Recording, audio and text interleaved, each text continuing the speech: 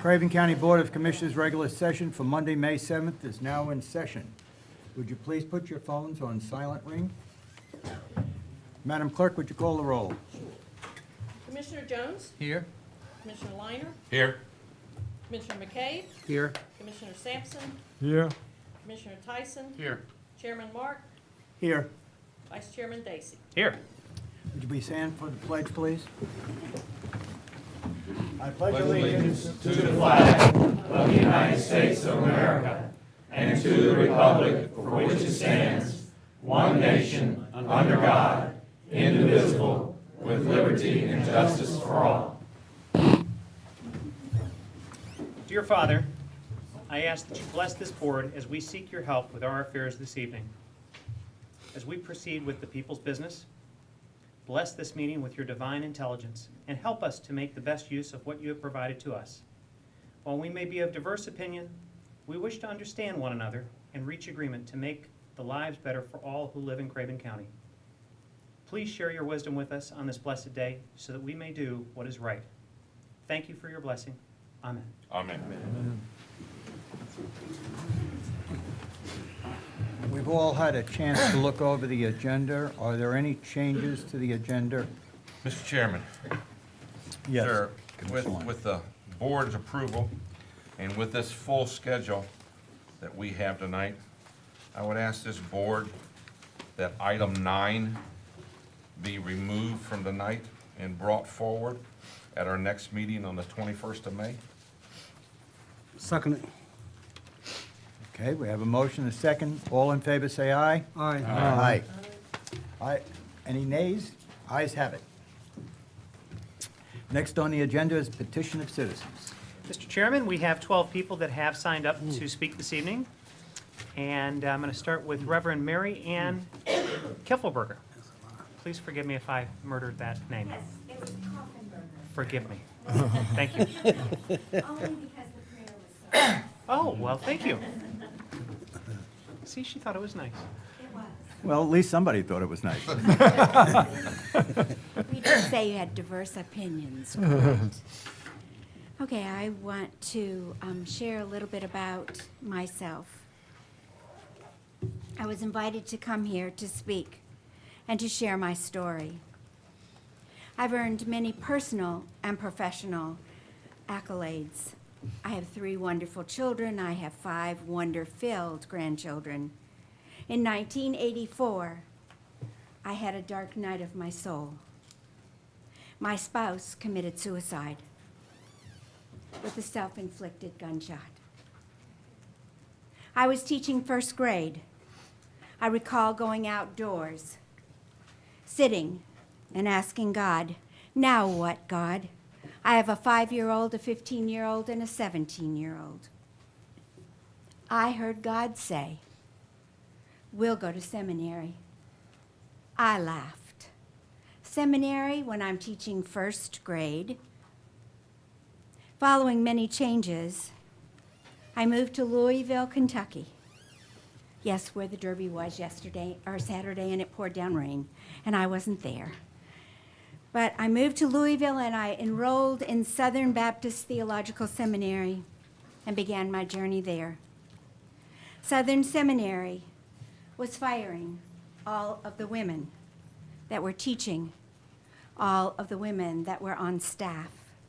It was like a gnashing and gnawing of teeth. Grief was all around us. One of the things that I learned from that journey was that I learned that it was very important about who taught me and who educated me. Oh yes, and at that same time, I was driving a red turbo Porsche. That was also condemned at Southern Seminary. But I said, why? I can talk to anybody about our Lord because they all want to know about my red Porsche. I completed my degree. Jimmy Carter spoke at my graduation. And sadly, Dr. Honeycutt, our president, resigned. And the conservatives moved in.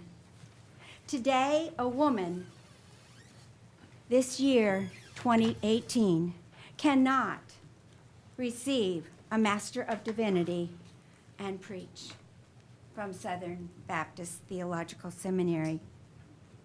Moving on, I joined the Disciples of Christ, where all women are equal and under God's eyes. But my struggle for placement did not stop there.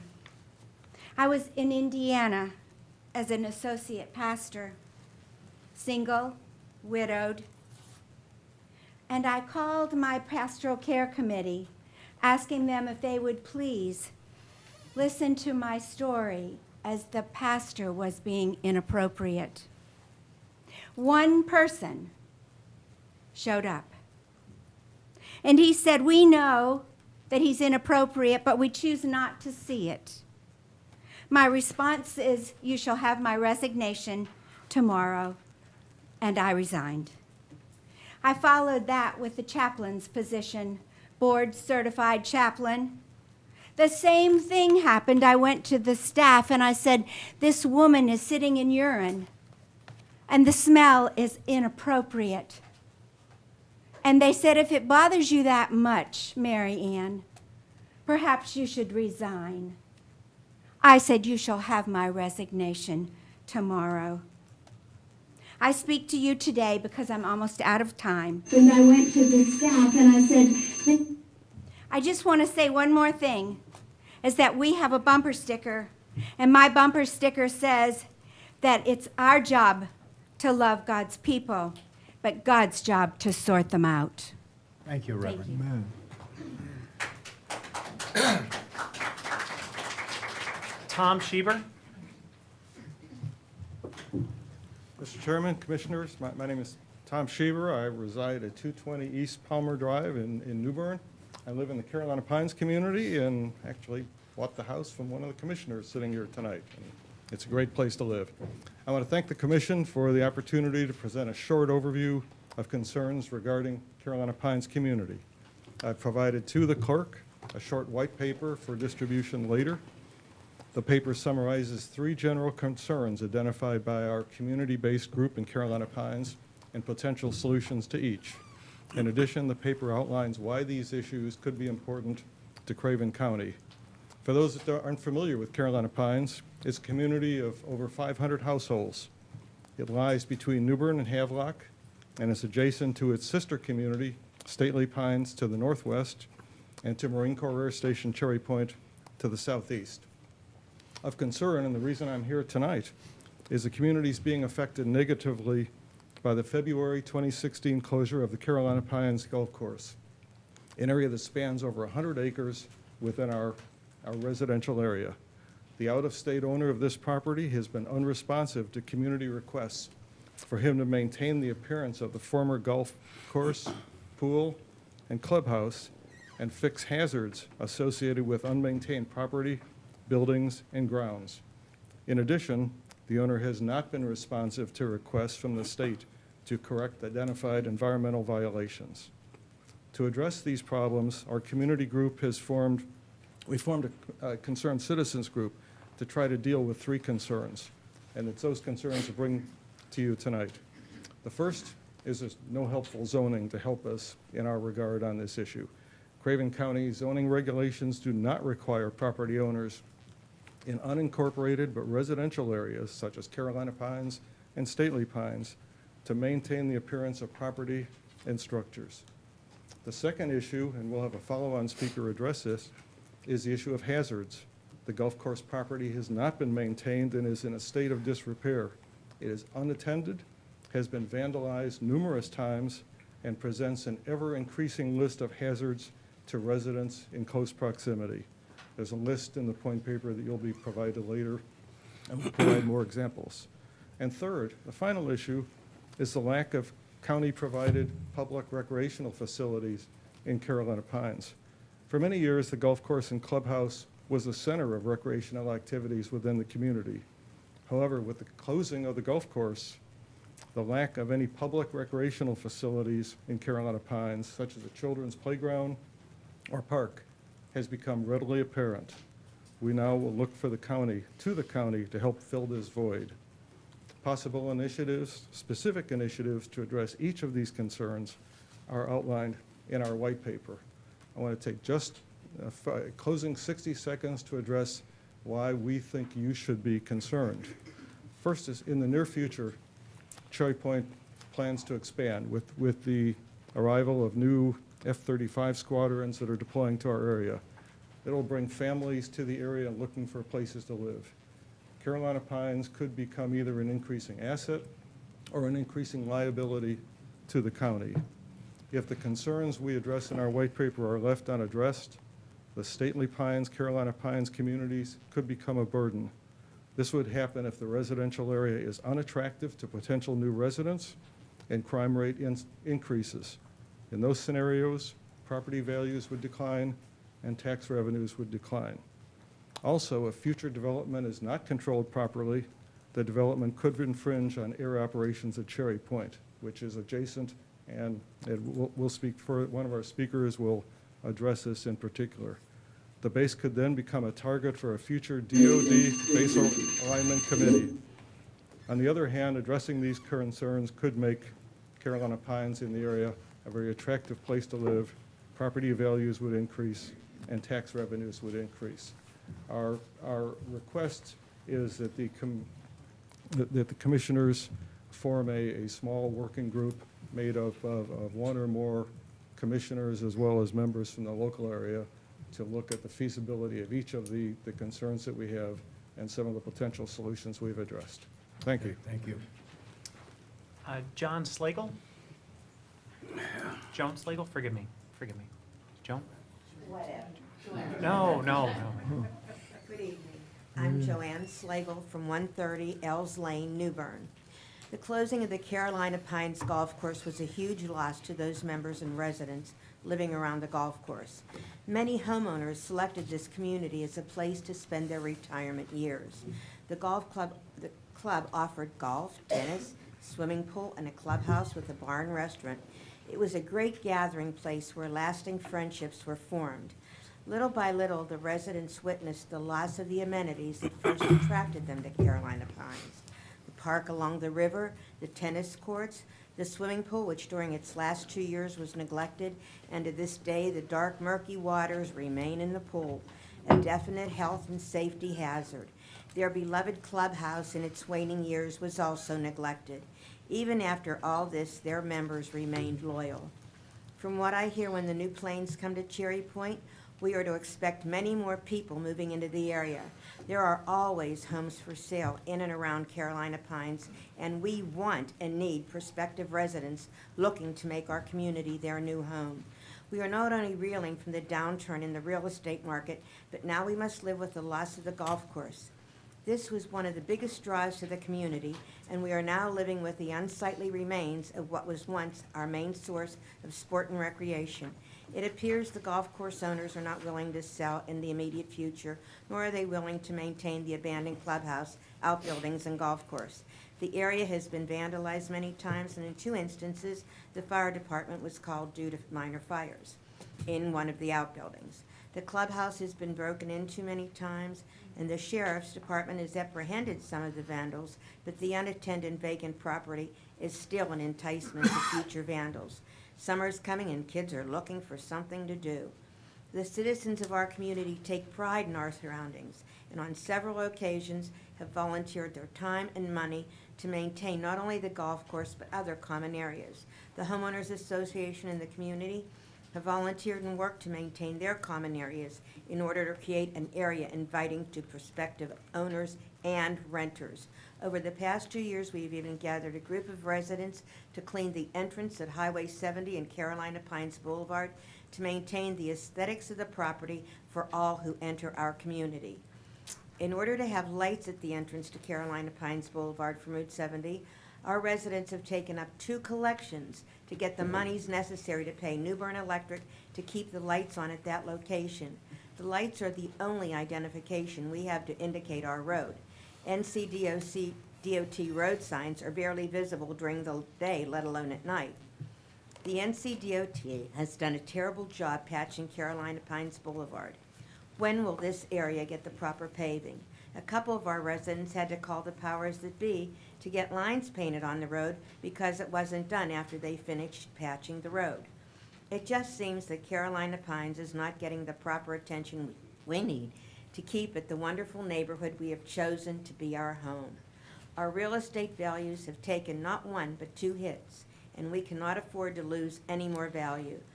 We need local and state government to help this area recover from 2 big blows. This area has grown significantly over the past 10 years, and not only are we a tax asset to the county, we are also voters.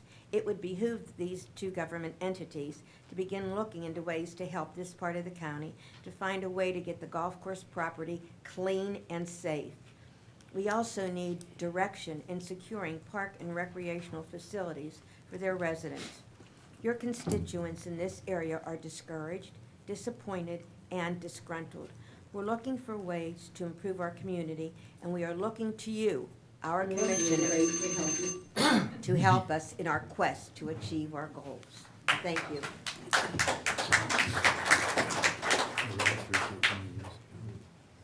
Chip Perot.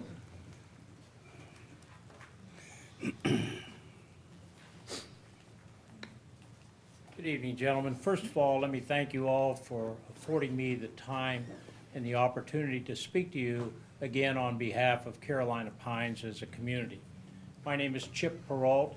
I own property at 422 Boros Road within Carolina Pines.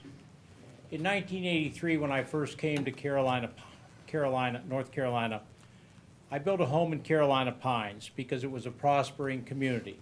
It had a vibrant activity center. We had a very challenging golf course, which was well patronized. Our golf course featured a restaurant, which provided good food and beverage, and also offered us a hub for social activities. We had a pool, which was a gathering point for all the families during the summer. We also had wonderful river frontage access. Later on, I built my retirement home on the river because of the qualities and amenities I just addressed. 2 years ago, as has been previously addressed to you, our golf course failed. It may have been due to a shift in the economy, poor management, numerous factors entered into it. Whatever the cause, we now have a very downward spiral in our community. We have an unusable golf course. It's overgrown with vegetation. We have cart paths that cannot even be transited by bicycle or by foot traffic. We have a clubhouse, which has been previously mentioned. It's in total disarray. It's been the site of some 6 break-ins. It's had a total sewage backup. The roof has failed, allowing water to penetrate, which has led to a large mold infestation in both the overhead and the walls. This center is unsecured and open to further mischievous kids as we enter into the summer. The adjacent office building to the clubhouse was turned into living quarters. That has now been abandoned due to the fact that there's no running water in there. It was the site of 2 burglaries, and the golf pro that lived there said he no longer could live in such conditions. Our swimming pool, as previously mentioned, has standing water. It serves only as a source for mosquitoes and the errant turtle that wanders in there on regular occasion. Of concern is the low fencing around this pool. As the youth of our neighborhood have more time on their hands this summer, I'm sure they'll be climbing over that 4-foot fence to enjoy throwing more deck furniture into the pool. I'm concerned that there is potential for a drowning case there, and that's of heavy concern. On the golf course, we had an irrigation system. That irrigation system featured 3 pumping stations, all serviced by 220-volt electrical service. All the buildings which house these pumping stations have been severely vandalized. The open service panels remain within those various buildings. We have a collapsed power pole at one of them. It's only a matter of time till someone ventures in there and gets into trouble. Our lakes have untreated water. We have a series of ponds and lakes, and we have no circulation system anymore, which has led to noxious weed buildup, mosquitoes, and milfoil growth. We have no level system of leveling the lake that accommodates the houses adjacent. This has put additional strain on the earthen dam, which retains that water. If that dam were to burst, we would lose all that water into Anderson Creek, Slocum Creek, and subsequently into the Neuse River. This is of grave concern because there's a large power system that goes through there and is banked on that earthen dam, which powers which services the community. The maintenance building has been the site of many break-ins, a fire, and so forth. We need help. We need zoning regulations to enforce the owner to help us control the situation we have. We now have abandoned cars. Property values, as previously discussed, have diminished. We need your help with some zoning regulations. Thank you for your time. John Bateman. Members of the board, thank you. My name is John Bateman. I reside at 302 Hogan Road, New Bern, Carolina Pines. Purpose for me coming up here is to raise the awareness of the regional joint land use study conducted by Marine Corps Air Station Cherry Point and how it affects both our community there in Carolina Pines and Craven County as a whole. As we have heard, the golf course is closed and the owner is uninterested in helping us maintain the property and has been uninterested in discussing future potential developments of the property as it stands now. Our fear is that at some point, he'll come up with some plan to do something with it to get some money out of it, in which case there's jeopardy to both us as a community and possibly to the air station. We all know that Marine Corps Air Station is a primary economic engine of a local community. We have been and we want to continue to be good neighbors. I bring your attention to the regional joint study, page 513, which you can be found online. That page has a map showing areas of interest and concerns. And there's a map there that shows that most, or a good portion of the 100 acres of the Carolina Pines area falls under the land use compatibility concern. What does that really mean? Well, what it means is that there's a potential conflict for future development and the use of aircraft operations as it relates to noise and air corridors. Okay, so if we have issues with that, it's not going to be good for the air station and it's not going to be good for the community as a whole. We've seen where ordinance and zoning changes have affected other air stations around the country. El Toro comes to mind. It's no longer an air station because of the way things have evolved, maybe unbeknownst to people, changes in zoning, encroachment, and now they're in Miramar. Guess what? Miramar's having the same problem. Okay? So being good neighbors, we want to make sure that we have awareness of this study, how it affects us, and as we go forward in adopting changes to either ordinances or zonings, that we keep all this in mind, not only for the residents of Carolina Pines, but also our neighbor to the south, Marine Corps Air Station Cherry Point. Thank you for your time. Thank you. Mr. Chairman, if you want to make. Based on the comments, I'd like to, after this budget session is over with the end of the month, that the county manager and myself get together and meet with their representatives and go over what they're asking and make sure we all understand of what's just been brought forward.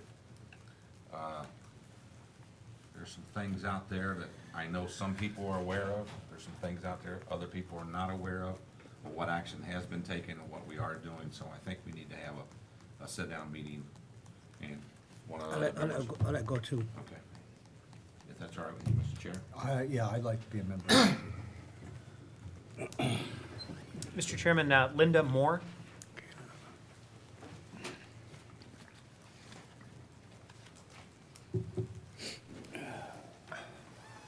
Good evening. I'm Good Linda evening. Moore. I live at 4442 River Shore Drive, New Bern, North Carolina. I ask you, the county, Craven County Commissioners, to support the Equal Rights Amendment by approving the resolution that was given to you in 2017. Women continue to confront workplace discrimination, health care inequalities, higher rates of poverty, rape, and domestic violence, and a lack of political parity. Some think there are adequate protections for women already under state and federal laws. Anti-discrimination state laws in North Carolina are not uniform. Thank you. and federal laws are not comprehensive. These laws can be repealed or reduced so women lack a guarantee of protection. The ERA is needed to help correct systematic sex discrimination because the Constitution does not explicitly guarantee that all rights that it protects are held equally by all citizens without regard to sex. The ERA would provide a fundamental legal remedy against sex discrimination for both women and men. It would guarantee that the rights affirmed by the Constitution are held equally by all citizens without regard to their sex. The ERA would clarify the legal status of sex discrimination for the courts, where decisions still deal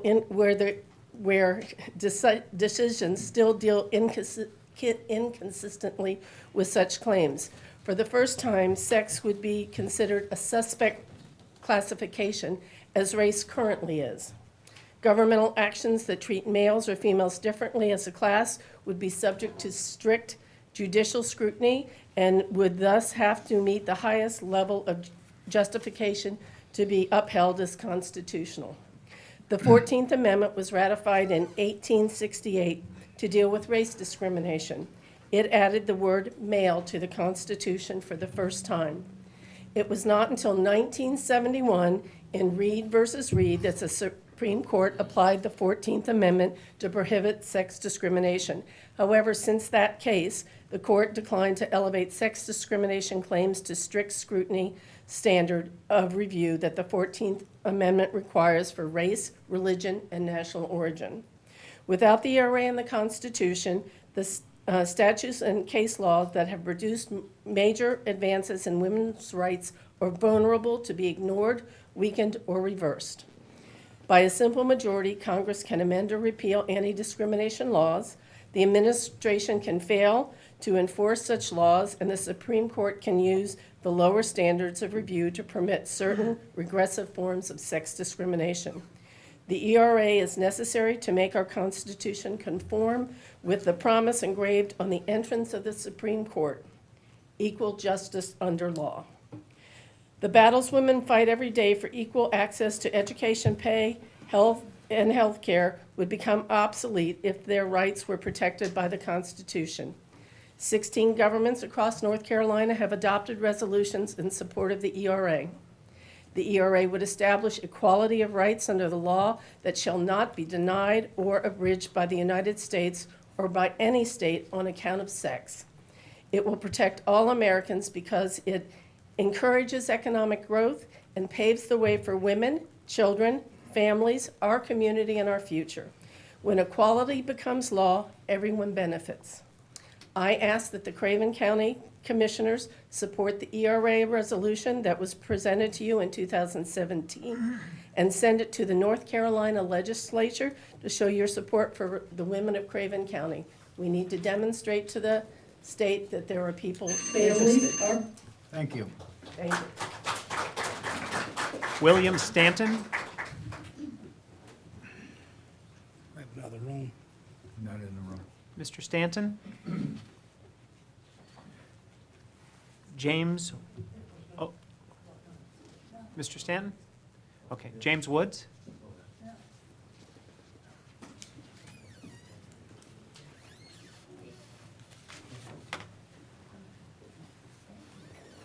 Good evening. My name is James Woods. I stay at 1903 Country Club Road. I am here to formally invite the commissioners and the county manager to the Craven County Veterans Council Annual Veterans Day Program, Memorial Day Program. I believe each one of you have received an email from me. The date is the 28th of May. The time is at 1100. If you could RSVP by the 14th of the month, that way we will make sure that adequate seating is available for you and whoever accompanies you. But I do need that done by the 14th of the month. Okay. All right, thank you. Madam Clerk, did I answer that email? Thank you.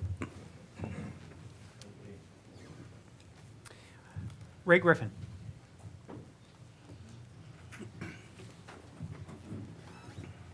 God bless you. We love you. We're coming to you once again with the infallible word of God. Amen. Amen. Ray Griffin, Vanceboro, North Carolina. Someone recently said that, well, over here said I offended them, but I just want to make it right. I believe we have to tell the truth. We have a personal relationship as Christians to be truthful and tell the truth. Many may regard those who stand for the old-fashioned truth as being an outcast. We need to take America back on what's left of it.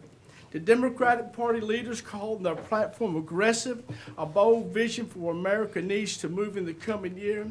In America, around 3,000 abortions are committed every day. The Democratic Party doesn't reflect the values of the country. They have changed from what they used to be. The Socialist Party has sinned against God. They have violated the laws which regulated our lives. They have set at naught those counsels would make for our physical health and moral welfare. It's bad enough to have sinned against a mother's tear and a father's prayer.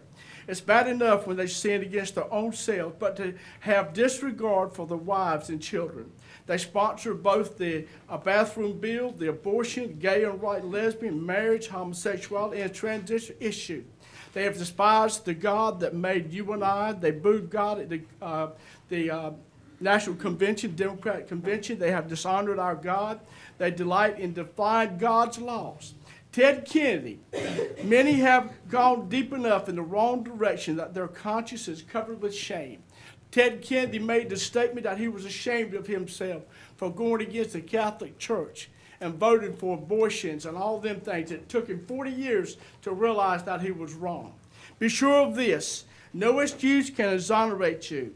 Apologies drawn from their constitution or their circumstances will only aggravate their crime. The Democratic Party has set themselves in opposition to godly authority.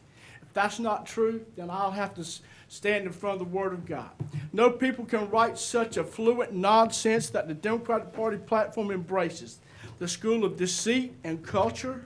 They think themselves to be wisest of the wise, but professing to be wise, they have become fools, especially when they look to the liberal views in religion. When we look back, who was it that freed the slaves, was like anti-slavery? Who was abolitionist? It was who? Abraham Lincoln. Look at what he did. I remember going to a moral meeting not too long ago, and there was a lady walking around with a picture of Abraham Lincoln with tears in his eyes. He was a Republican, not a Democrat. He was for equal rights and social justice. But I'm telling you, we need to take America back. God is not going to take it lightly what we are doing. Homosexuality issues, all that. If anybody can debate what I'm saying and tell me I'm wrong, I want to sit down and I want to talk with them. But 99% of you will know exactly all right. We sinned against God, we're going to pay the judgment. And we're doing that today. We see all the fires, we see all the shooting. They said it will be as in the days of Noah. And it's that way right now. Chicago just had, I think, over 50 people shot over the last 2 weeks. Sad world we're living in. If we don't turn back to God and make America right, get back to where we're supposed to be, and let God rule and reign on our lives, it's going to be a whole lot worse than what it is today. I think you'll agree with me. So think about when you go vote tomorrow, who you go to vote for. Tomorrow is voting day. Vote for the one that has a conscience, the one that will stand on God, one that stands for moral liberties and the truth. Because the truth will set you free. That's in the Word of God. Amen. Everybody believe that? The truth will set you free. We know that. And we know that what is going wrong in the Democratic Party, they're nothing like they used to be. They were never this way before. They have absolutely changed for the worst reason, not for the best, but for the worst. They stand for everything that the Bible is against. Amen. Dr. Stats, you signed up, but you know you get your own time tonight, don't you? You don't think I signed up? Then there's a second Dr. Stats. Let him speak. Bill Taylor. Explain to us that sign up was for speakers. Yes. So, Dr. Stats and I signed up. So you don't want to talk either? No, we're here for the. Okay. I was looking forward to you talking, Bill. Okay. All right. Glenn Fink. Where's Glenn? In the other room. Mr. Fink?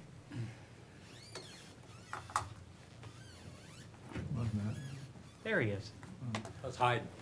Glenn Fink, 646 Goose Creek Road here in New Bern. What I wanted to share tonight is budget related, It's not directly related to any of the budget requests that's going to be made tonight. It's more forward-looking. I do have concerns about where we're going as a county right now in the school system on digital learning. We're moving forward really fast with that. On the non-financial front, I'm concerned about data mining. I know that may not be what's going on now, but it positions us for that. Maybe it is, maybe it's not. I got concerns about isolation of parents from the curriculum, which I see that being very easily done. I've got concerns about increasing the time our kids and our students have their face an electronic device. I don't know why we perpetuate something that's already a chronic problem in society right now. I just struggle with that. I honestly don't know what the financial impact of digital learning is. I really don't. So I'm not going to here and throw a bunch of numbers out. But I do know I've heard a bunch of infrastructure requests. I've heard a lot of hardware requests, software requests, system support requests, people that it takes to keep this stuff going. And so my request, it's more of a school board, but it's a kind of a joint meeting here to some extent, is that we have a 5 to 10 year projection about where this is going. What's the long-term view look like on digital learning? And then the other side of it is I'd sure love to see the evidence that we know that it's better. It's trendy for sure. And Lieutenant Governor who I support, is very active in moving the electronic learning. But I'd sure like to know that the direction we're going in is the best direction, and it's not just trendy, and we get that information from folks that don't directly benefit from the whole business, which is big business, like Gates Foundation or Microsoft or any number of other companies that have something to gain. So I'm asking for a strategic look, nothing against any budget request tonight, but I'm concerned about just blindly following the herd and not making sure that it's strategically smart. Thank you. Mr. Chairman, that concludes the list of individuals who signed up for public statement tonight. Next on the agenda is the consent agenda, which consists of the minutes of April 16th regular session and April 20th special session. And the board will be requested to approve minutes of April 16th regular session and the April 20th. Tax releases and refunds. And the board will be requested to approve taxes and refunds Emergency Service Rescue Squad. Do I have a motion? So moved, Mr. Chairman. Second? Second. Roll call vote, please. Certainly. Commissioner Jones? Yes. Commissioner Liner? Yes. Commissioner McKay? Yes. Commissioner Sampson? Yes. Commissioner Tyson? Yes. Chairman Mark? Yes. Vice Chairman Dacey? Yes. Dr. Raymond Stats.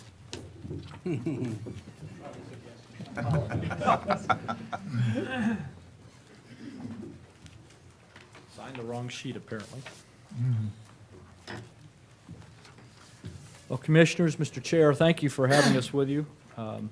It's a pleasure to be here each year to tell you a little bit about the college and what we've been doing in the service of Craven County in the past year. And no budget proposal would be complete without saying thank you not only to the Commission, we are ever mindful of the fantastic support we receive for the college, as well as the support from the entire community. So I'd like to start by telling you a little bit about what we've been doing this past year. It's been an exciting and a very successful year at the college. Our highlight was last June, we received word from the Southern Association of Colleges and Schools. That's our accrediting body. That's the same accrediting body that works with Duke and North Carolina and NC State and all the other big guys here in the state, as well as the 58 community colleges in our system. We received 10-year reaffirmation. And what was particularly notable about this, only about 15% of schools getting reaffirmation do so with no improvement recommendations, and we were one of those schools last year.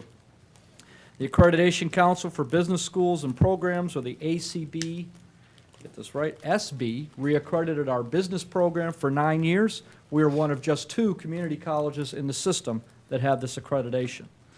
One of the tougher accreditations to go through is any of the ones involving our health sciences and we received a 9-year reaffirmation from CAHIP for our medical assisting program as well. We have 2 new major programs coming online this fall in our Advanced Manufacturing Center, the Associate of Applied Sciences in Instructional Systems Technology, and the Associate of Applied Sciences in Mechatronics. 2 weeks ago, we had our 8th annual Community Fabric Awards, which has become a signature event for all of Craven County. And we're very pleased to report that in its 8th year, it continues to raise funds at record paces, again, breaking our own record this year, that sustains our Craven Community College Foundation into the next year, and we're very thankful for the community's support for that. And one of the award winners comes from the Craven County Schools, George Benitez, the Havelock band director, and we were very pleased to have him with us this year. We are very conscious to manage our resources very carefully. Towards that end, we spend every dollar and penny that is given to us by the state, by the county, and by our students with absolute efficiency and accuracy. We had our biannual audit from the State Auditor's Office, finding us in full compliance with 0 findings. Our academic programs are audited every 2 years as well to make sure we're counting the credits and the students correctly, 0 material findings. And our Veterans Affairs compliant audit, which is notorious for finding any mistake you might make, also had 0 response items in this past year. We've had a record year in raising funds for our Craven Community College Foundation. Dr. David and Anna Hurst have been sustaining sponsors of what is now called the Hurst Ambassador Program. This is a group of student leaders that have a specific set of tasks they perform for the college, are on full scholarship, as well as go through a leadership program. And through the generosity of the Hearst, that program will now extend into perpetuity thanks to a $1 million bequest. The Bate Foundation now for over 10 years has been providing approximately 1/3 of the scholarships that are given to all of our students, this past year awarding more than $100,000 to our students.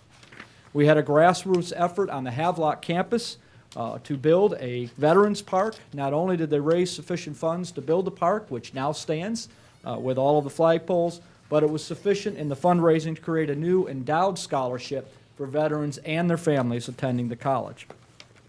As you know, last April, our community lost one of its pillar members, and at the request of Mitchell Hardware and his 2 daughters, we began accepting funds on behalf of Greg Smith to create an endowment memorial in his name, and I'm pleased to report that the donations that have come in, plus matching funds from the foundation, now have amounted to more than $40,000, which will provide a part-time scholarship to students, again, into perpetuity. We also have 5 new endowments that are endowed, totaling more than $200,000, and if you start adding those numbers up, we've had a great year, and our endowment at the college now stands at $2.9 million. We began a new program called Endowment by Installment. In the past, it took approximately $17,500 to begin a new endowment. We've created a new program where folks can, over a period of 8 to 10 years, contribute just a couple $1,000s a year, begin awarding scholarships, and have that endowment take hold permanently in that span of time, which has attracted a whole new class of folks that wish to have philanthropy with the college.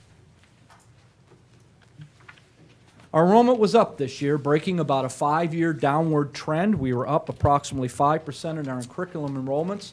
That's particularly noteworthy because the system was down almost 1% in its curriculum enrollments. That is due to a number of factors. We have redone most of our registration processes. We are now registering students much, much earlier. We've also refined our tuition payment schedules to make it easier and more forthright for the students to register, and that's been a huge success. Another very large contributor has been our partnership with the county school system and the Career and College program. As you can see, going from academic year 15 to the current year, about 350% participation growth in the 3 high schools. A recent report that was submitted to the system to the North Carolina legislature reports the CCP participants have a higher retention rate, a higher completion rate, higher academic outcome achievements, and lower dropout rates than their counterparts that are not enrolled in CCP. I think Dr. Goyle will agree with me that CCP is a phenomenal success for our students. We have the privilege last week of hosting Governor Cooper at our Havelock campus to talk about jobs. And so I wanted to create this slide to give you a little idea of some of the jobs that we're working to create at Craven Community College. We're home to Carolina East, a 5-star hospital, and we are their primary provider of associate degree nurses. 2 weeks ago, the owners of Trent Cadillac Buick GMC talked about their successes and the fact that 60% of their auto mechanics are Craven Community College graduates. Earlier last month, Fleet Readiness Center East decided to hold an open hiring event expecting a couple hundred folks to line up. Instead, 1,500 lined up for those jobs. We also conduct the Tools for Advanced Manufacturing program, a partnership through a grant with Duke Energy and East Carolina University that has trained more than 350 veterans to transition from active duty service into civilian life. And I'm pleased to report that with that grant expiring, Craven Community College will be continuing as a sustaining supporter of that program. We've trained 143 new commercial driver's license employees that are on the road today. Hatteras, we continue to provide specialized training in cabinetry and carpentry. And of course, with Bosch, one of the largest employers in the county, we have an apprenticeship program, and we also provide hundreds of thousands of dollars of customized training to their employees. I put this slide up to remind you that all of this is happening even as we see state funding for community colleges lag behind their counterparts, and I won't dwell on that. Looking ahead to academic year 19, we hope to have the groundbreaking for the STEM building that I'll talk about later that'll complete the Havelock campus. We've already done the groundbreaking on Barker Hall, expect to have the first stop complete this fall. And we hope to begin work on the Volt Workforce Development Center in the coming weeks. We have submitted another new program, an Associate of Applied Science in Aviation Management and Career Pilot Technology. That will take students directly out of high school and conduct training all the way through the commercial pilot's license for airline pilots. As I mentioned before, we have a number of capital construction priorities. First and foremost is that first stop on the first floor of Barker Hall. Construction got underway at the beginning of April, and we expect beneficial occupancy in October, and that is on schedule as we speak. STEM building, we completed schematic design in March, and the paperwork is currently in the State Construction Office awaiting approval. Following the completion of those two projects, we will take the old First Stop location and build our first ever Academic Success Center in the Student Center. Completed in this past year on the second floor of Barker Hall was the new revised Godwin Library and Testing Center. And we've also been working on the design and completion of the Volt Center. We expect the city to open bids for construction. Today is Monday, so that would be Wednesday, May 9th. And we hope to press forward with that with a completion at the end of this year or early next year. We are pleased to have some of you on hand on February 5th for the ribbon cutting ceremony. And particularly, we were the recipient of a new sculpture for the college called Two Kids on a Bench, which was very suitable for the entrance to the college. We're very thankful to John and Karen Siegel for that gift. The Godman Memorial Library was in desperate need of renovation, and it brings it from the 1980s look to a 2010s look. Puts IT into the library with pop-up USB ports and power ports. There are about 15,000 books in the stacks, CDs, DVDs, as well as video monitoring and conference meeting centers for our students. And there's some pictures of the testing center. And let me rock forward there. That was completed with 3 rooms for testing. We are a Pearson VUE accredited testing center, which means we can do placement tests at all levels for our students. We did not have a consolidated testing center. What is interesting about this is built in the same space that housed the old library. The library went from 9,000 square feet to 6,000 square feet, and some of the folks that have seen it, when you walk in, you would not realize that it was smaller because of the efficiencies we gained in the redesign. And again, thank you to the commissioners who funded that project just a couple years ago. We continue the never-ending task of upgrading and repairing parking lots and roadways. Most recently in spring break, we put a new coating on most of our lots and restriped them, particularly the new visitors lot that will be ready in time for the new first stop.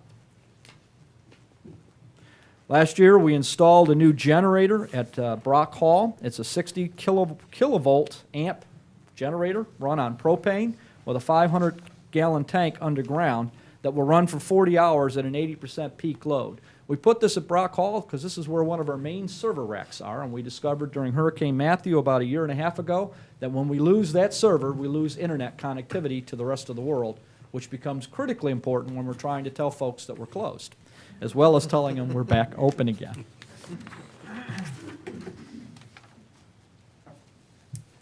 Bender Hall, which hosts Craven Early College, we did some renovations also during Christmas and during the spring break, put new tile flooring in the hallways, renovated the restrooms, and this summer we'll be doing some work to update the classrooms.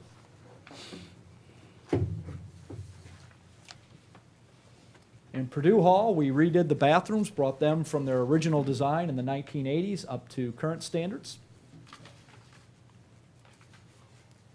And over on Havelock, we did renovations in the Institute for Aviation Technology and the Red Building, replacing floor tile, and in the CNA rooms and in our Flex Lab.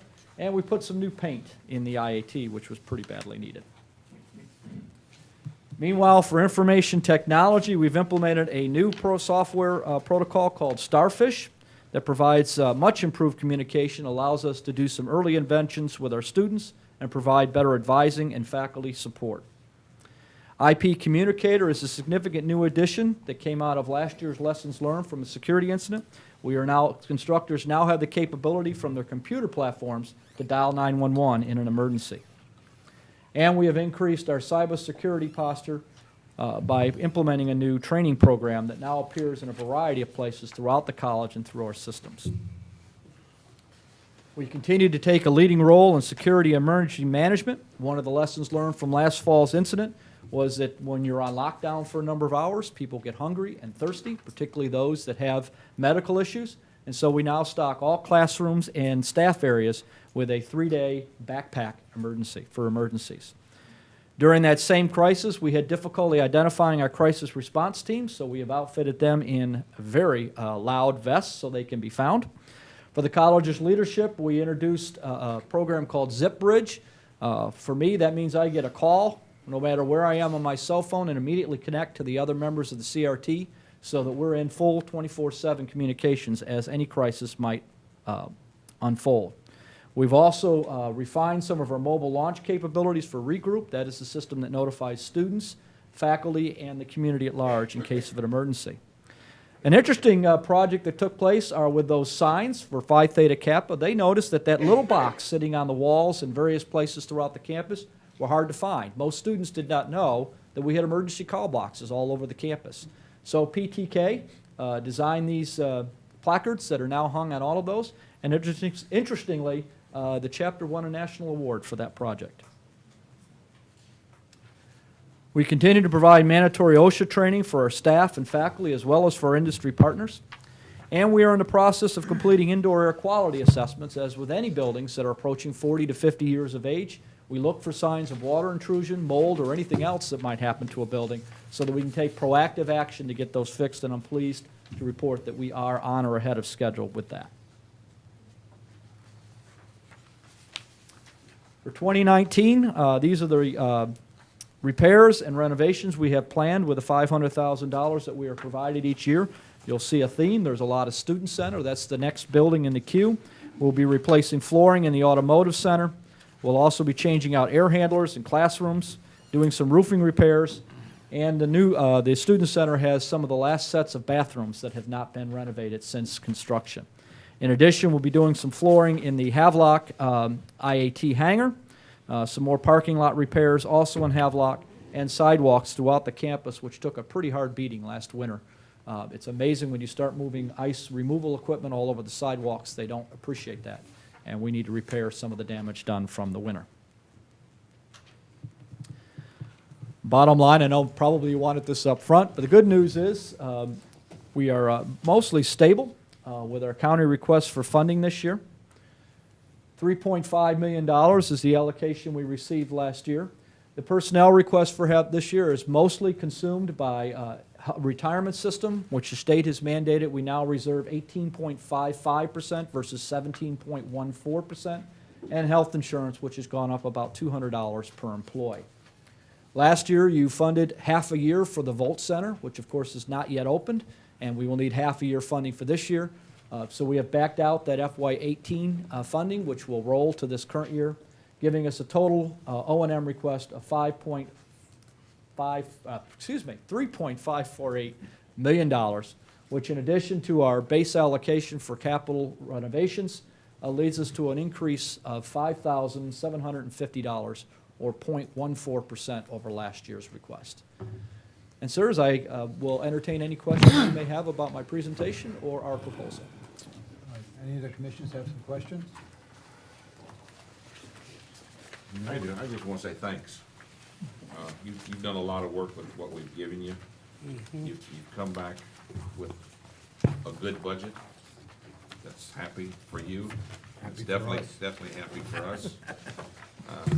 It's a small amount of increase in growth, so I think this board appreciates it. I would agree. Thank you. Dr. Stats, the Volt project, what is the status here? It is currently awaiting bid opening from the city. We've had some paperwork snafus with the Economic Development Authority. My update this morning is the project will be released to continue on Wednesday as well. Okay. So we are continuing back on track again. So when you say back on track again, what kind of an opening are we thinking about here? I know that some of the stuff is going to be ongoing, but the things that you... Assuming no further delays, which of course, once Yeah. you start renovations, you know how that is, we are expecting to be open in January of next year. Okay. I think many of us continue to hear from constituents and that we need to find more opportunities for people to learn trades, Absolutely. to become more available in the workforce today. There are jobs going unfilled all over the place. And Absolutely. we've got to figure out a way to address that.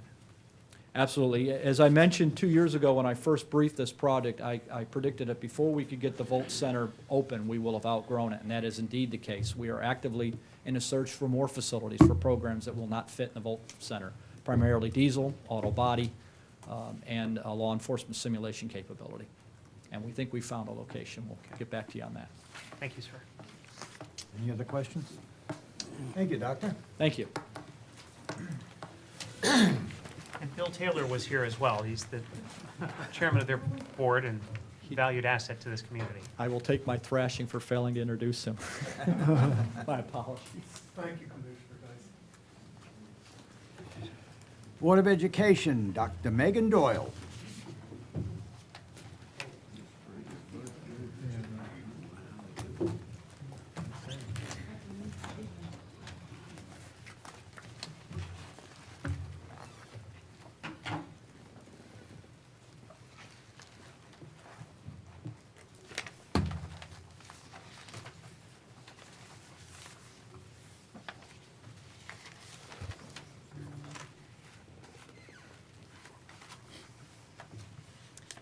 Good evening, Chairman Mark, Vice Chairman Dacey, and members of the Board of Commissioners. It is my pleasure to be in front of you this evening to present the fiscal year 2019 local current expense budget for Craven County Schools to the Board of Commissioners.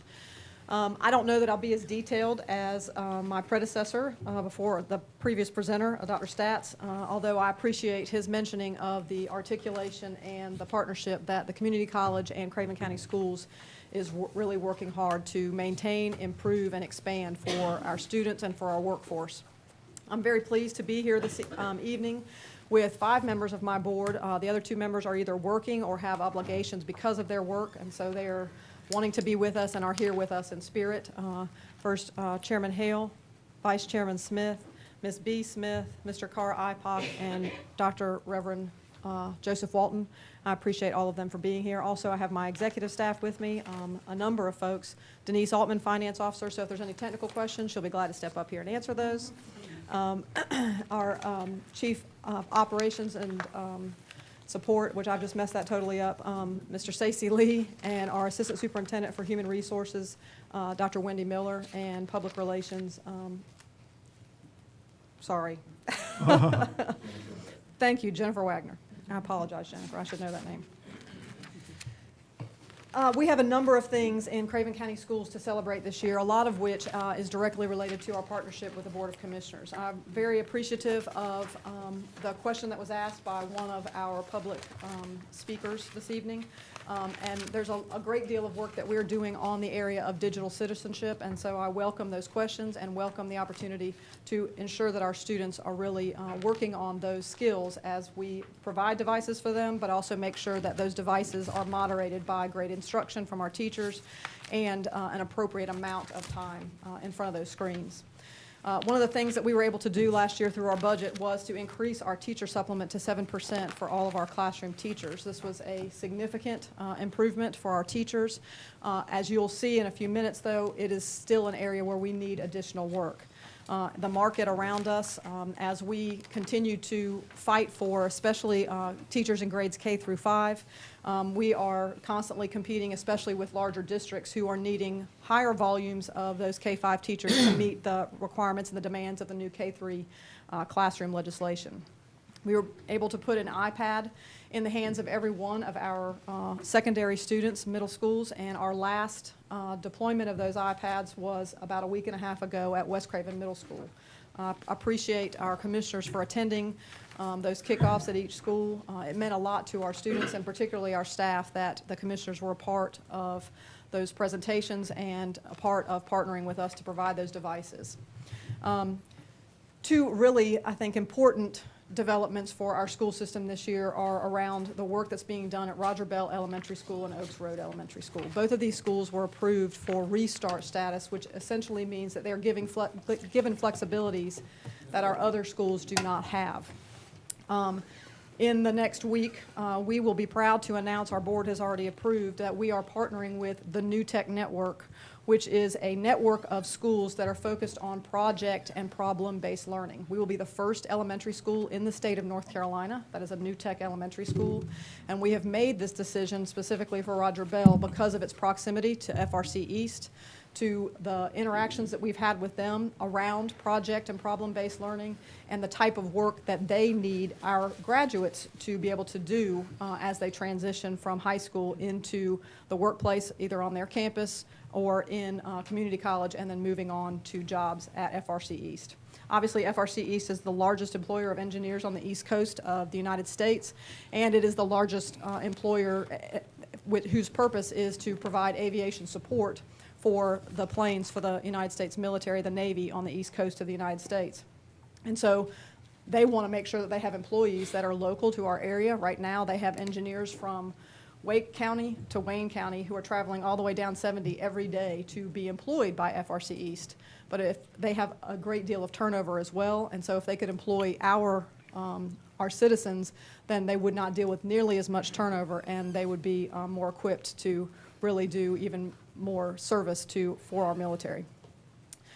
Oaks Road Elementary School is taking a different path with their restart opportunity, and that is that they are going to be focused on leadership and becoming a high reliability school. And Marzano is the researcher that's really driving the work that's going to be done at Oaks Road Elementary School, and we are hoping that they will be on track as of next week at our board meeting to being the first Marzano Academy in North Carolina and one of the only four at this point in the United States.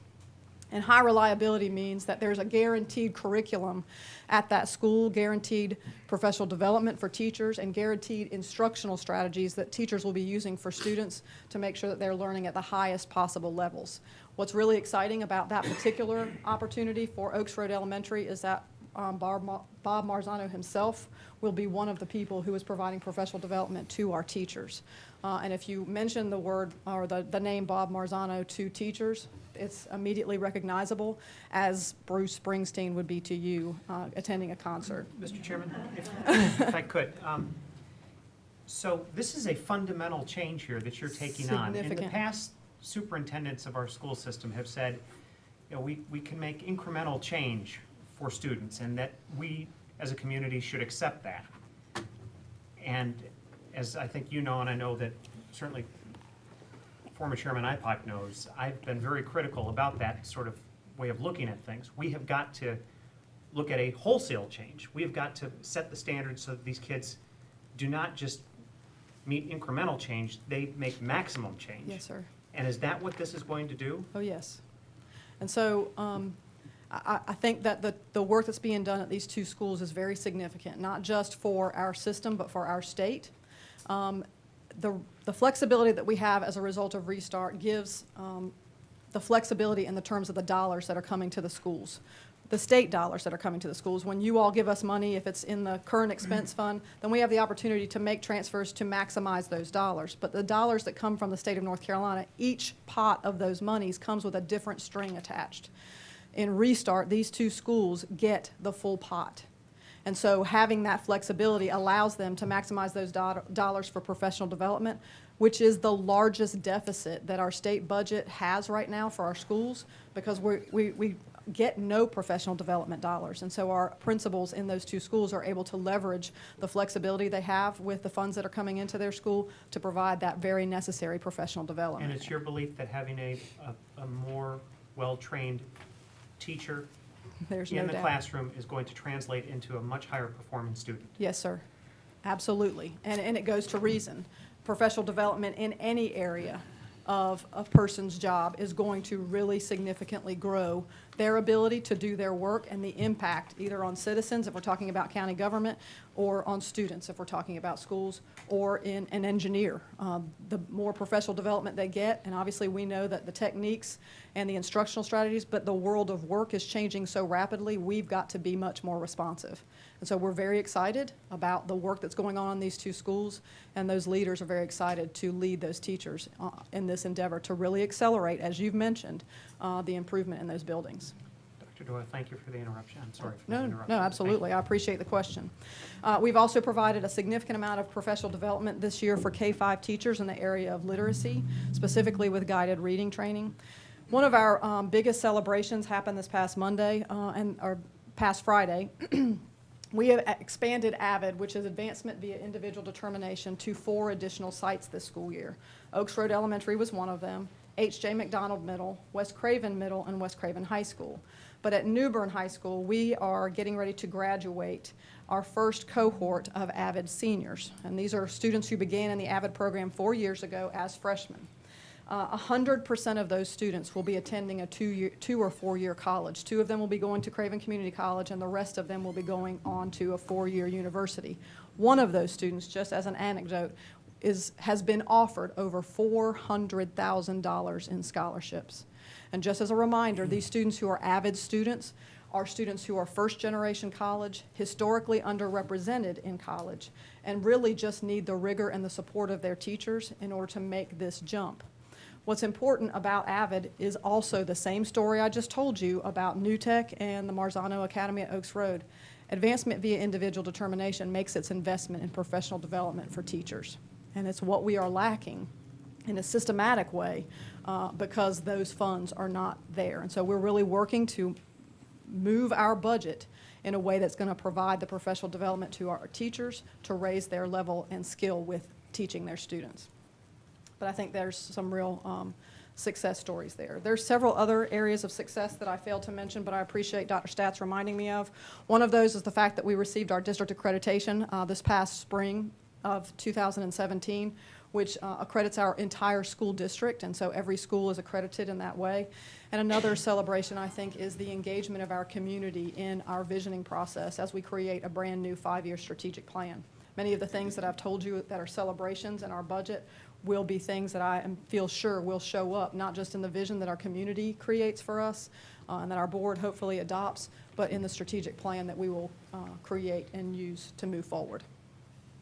Obviously, you know, because the Board of Commissioners has been well involved in our struggles and challenges over the last several years with our budget, we do obviously have some challenges with our budget. These are the same challenges, I think, that Dr. Stats has mentioned, that he said he wouldn't talk a lot about, but I'm going to talk a little bit more about than he did. One of the biggest challenges for us is our enrollment trend. You'll see that the Board of Education, I think in some dialogue with the Board of Commissioners in a way of right-sizing each of our schools and making sure we filled up classrooms that were empty, embarked on making some changes to our reassignment requests, but also redistricting. The unfortunate byproduct of some of those decisions in trying to make sure that we were using all of our resources at the highest level of fiscal responsibility was that we took away some choices from our parents, and those choices we have learned are very important, and you'll see this enrollment trend. Now, we had a downward enrollment trend in general, and you'll also see in the next slide that some of that was predicted and predictable. However, we're a little bit farther behind or below our enrollment projections based on census data and births, which I'll share with you in the next slide. So this is the system-wide forecast, which was created by North Carolina State. And this data was used to create the redistricting plan that the system engaged in several years ago, about 4 years ago now. You'll see that next year we're projected to be about 13,866 students. And that would be about where we are currently. So this current school year, which is the 2017-18 year, and I don't have a mouse, so I can't really point, but what you'll find is that we were projected to be about 14,089 students. Well, this year we're at 13,899 on the 40th day. So we're about 190 students below this projection. Some of that has to do with the loss of choice, that some of our parents made some other choices to move their students. But you can see this trend of students, particularly at the elementary grades, which is the green line at the top. You'll see that that is the result of two things that are happening in our community. One is that folks aren't having as many babies. So obviously that's going to impact our enrollment. And then the other part is the drawdown of some of our units at the base, which you'll see is also going to begin to tick up. But as those students move up into the middle and the high school grades, we'll kind of see some of those trends continue into some of those different school levels. So it's really important as we are in the process of embarking on our long-range facility plan that we take those enrollment trends into consideration. But this creates some challenge for us as we create our budget because we're constantly trying to predict where students are going to show up and then where we're going to see some changes in enrollment as well. Also, another significant challenge for us is teacher turnover. As I mentioned before, the K-3 class size issue has not made this any easier as teachers are being recruited across our state and across our region especially to districts that have different levels of benefits to offer. We are constantly in competition with those districts. And so we've seen our teacher turnover rate be significantly higher than the region and the state for the last several years. And we are trying to make a significant impact on that teacher turnover rate in several different ways. And one of them is through this budget. The other is through working on individualized programs at our schools to work on teacher retention and getting those teachers involved in those retention activities. This is probably the most significant challenge that we face at this time. What you'll see are, this is a picture of one of our amazing assistants in our Division of Curriculum Instruction. And what you'll see on the left-hand side is the increases, the salary increases that our classified staff, so these are non-certified people who don't have teaching certificates or have a degree required for their job. So our classified staff, these are our clerical assistants, our receptionists, our financial secretaries, our folks in finance, our staff in human resources, and all of those divisions. These are the pay increases that they have experienced since 2008, 2009. Last week, trying to get ready for this presentation, we wanted to look at what was the average salary for all of our full-time employees who are classified as classified employees. And what we found is that the average annual pay is $25,000. It's a pretty low number. And it represents the real challenge for us in trying to retain these folks. Quite frankly, some of them are being recruited not just outside our region, but also to county government. And we want to reduce that. Mr. Veit is unapologetic about that. Are these 12-month Yes, sir. for your employees? Yes. But if they are, some of them are 10-month employees, and that you'll see that in a second. There are some 12-month employees, so the clerical folks who are working at central office, those are all 12-month employees. Some of the school-based staff is 10, 11, or 12-month. Just depends on the classification. But some of the way that we've trimmed our budget over the last 10 years is to reduce their months of employment, which obviously is affecting their wallets and their ability to move forward. One of the things that I did not look at, but I will as we move forward, is what was the CPI during this same 10-year period. And I'm sure that we will find that CPI has increased significantly more than what the wages that we've provided these really important and integral staff to our school system. Additional challenges for our budget are the retirement rate has increased yet again from 17.13% to 18.44%. I did figure out since the last time we met what the huge difference is in our retirement rate versus local government, and it is the fact that the state holds the health care portion of the retirement, where in the local government system, the local government entity holds the health care kind of guarantee for employees based on whether you are allowing retirees to earn health care benefits until like they receive Medicare. So that's why there's such a significant difference. I believe that local county government is around 8-point-something%. And so that additional amount is because we're holding the health part. We've also seen a $340 per employee increase in health care costs. And then we have lost a significant amount of impact aid.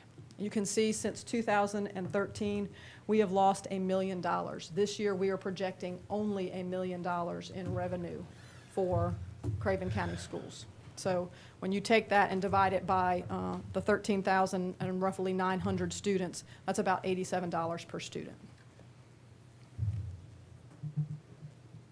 What has changed since 2013?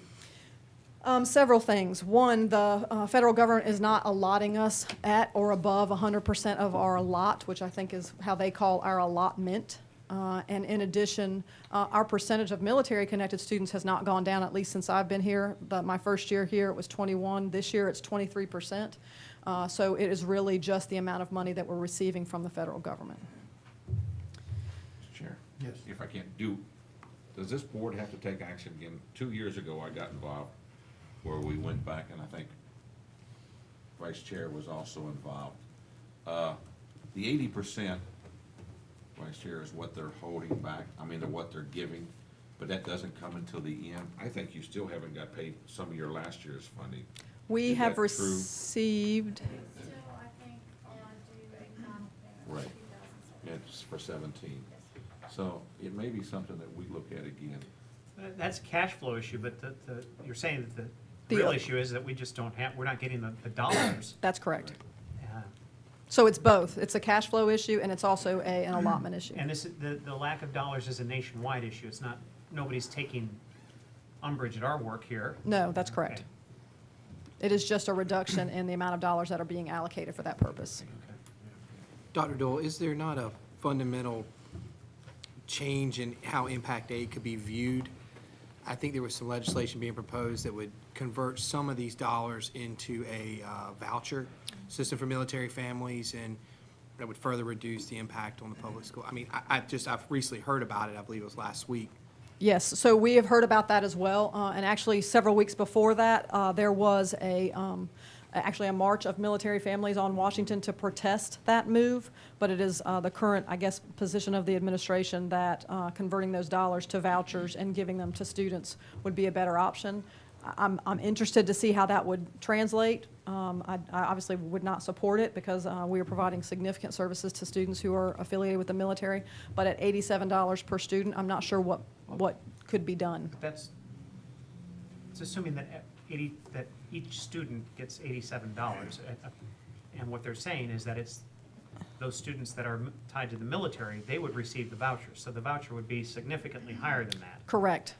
And so, and I don't have a calculator right readily in front of me, but we have about 23% of our students, so about 2,800 students who are connected to the military. So however that math ends up would be the amount per student.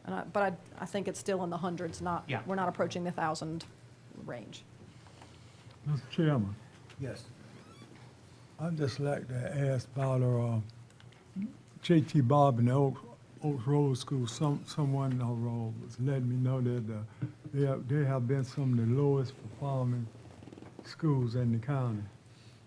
So Oaks Road was one of our, and that's one of the reasons it has received this flexibility. Oaks Road Elementary School was a low-performing school, and it has made some progress in the last year. And that's why it received the flexibility to become a restart and have additional opportunities to take professional development, to modify its calendar, to change the curriculum. And so J.T. Barber is this past year a low-performing school, but it is not at the same level as Oaks Road Elementary School. We put significant resources into J.T. Barber, as we have with Oaks Road and Roger Bell Elementary Schools, to include changing furniture, providing additional administrative support, focusing on professional development, and obviously putting devices in students' and teachers' hands to enable them to access additional resources for instruction. So we're really working hard in all of those schools to make improvements. Are we losing quite a bit of money to the private schools? I know the state budget funds private schools also, and it seems like we're not getting our fair share the way I see it. So there are two different questions there, Commissioner, and one of them is, are we giving money to private schools? We don't, the state does not give any money directly to private schools, although it does fund opportunity scholarships, which can be used for private school tuition for specific students. In addition, we've got money that is allocated to charter schools, which don't fall under the same level of purview that the commissioners have over the Board of Education or over our finances. We simply send our local allocation to those charter schools, and then the state sends money to those charter schools as well. The same flexibility that Oaks Road and Roger Bell have, charter schools have in general. And so there are resources that are being diverted to those schools because parents and families are making choices to attend those schools, and the state has allowed those funds to follow those students. Dr. Dole, I think it'd be fair to say, I just glanced at page 13 of your budget book, your transfer to charter schools. That number has doubled, I believe, in your tenure here, which is 2-3 years, I'm not sure exactly, but I remember it being around 240,000 a couple years ago, so it's now projected at 465. Yes, and we're seeing these same increases across the state where more students are making that choice, and it really is about giving choices to families. And so one of the challenges our board is confronting is how do we provide those choices within our school system. And so Oaks Road and Roger Bell will be the first kind of transition back in that direction, we hope, as we have conversations with our Board of Education, and then opening those choices up depending on the academic programs that will be provided at each of our 25 schools.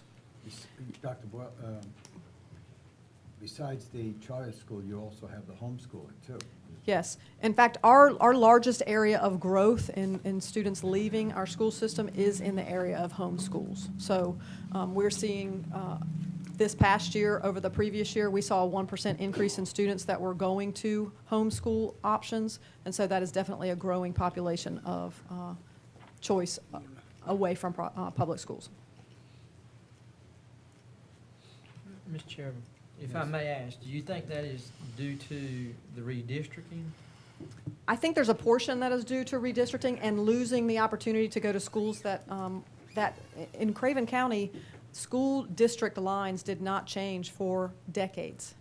And so when that redistricting was done, it was a huge change for the communities, especially communities that, called well-established schools in our county home. Brinson would be an example.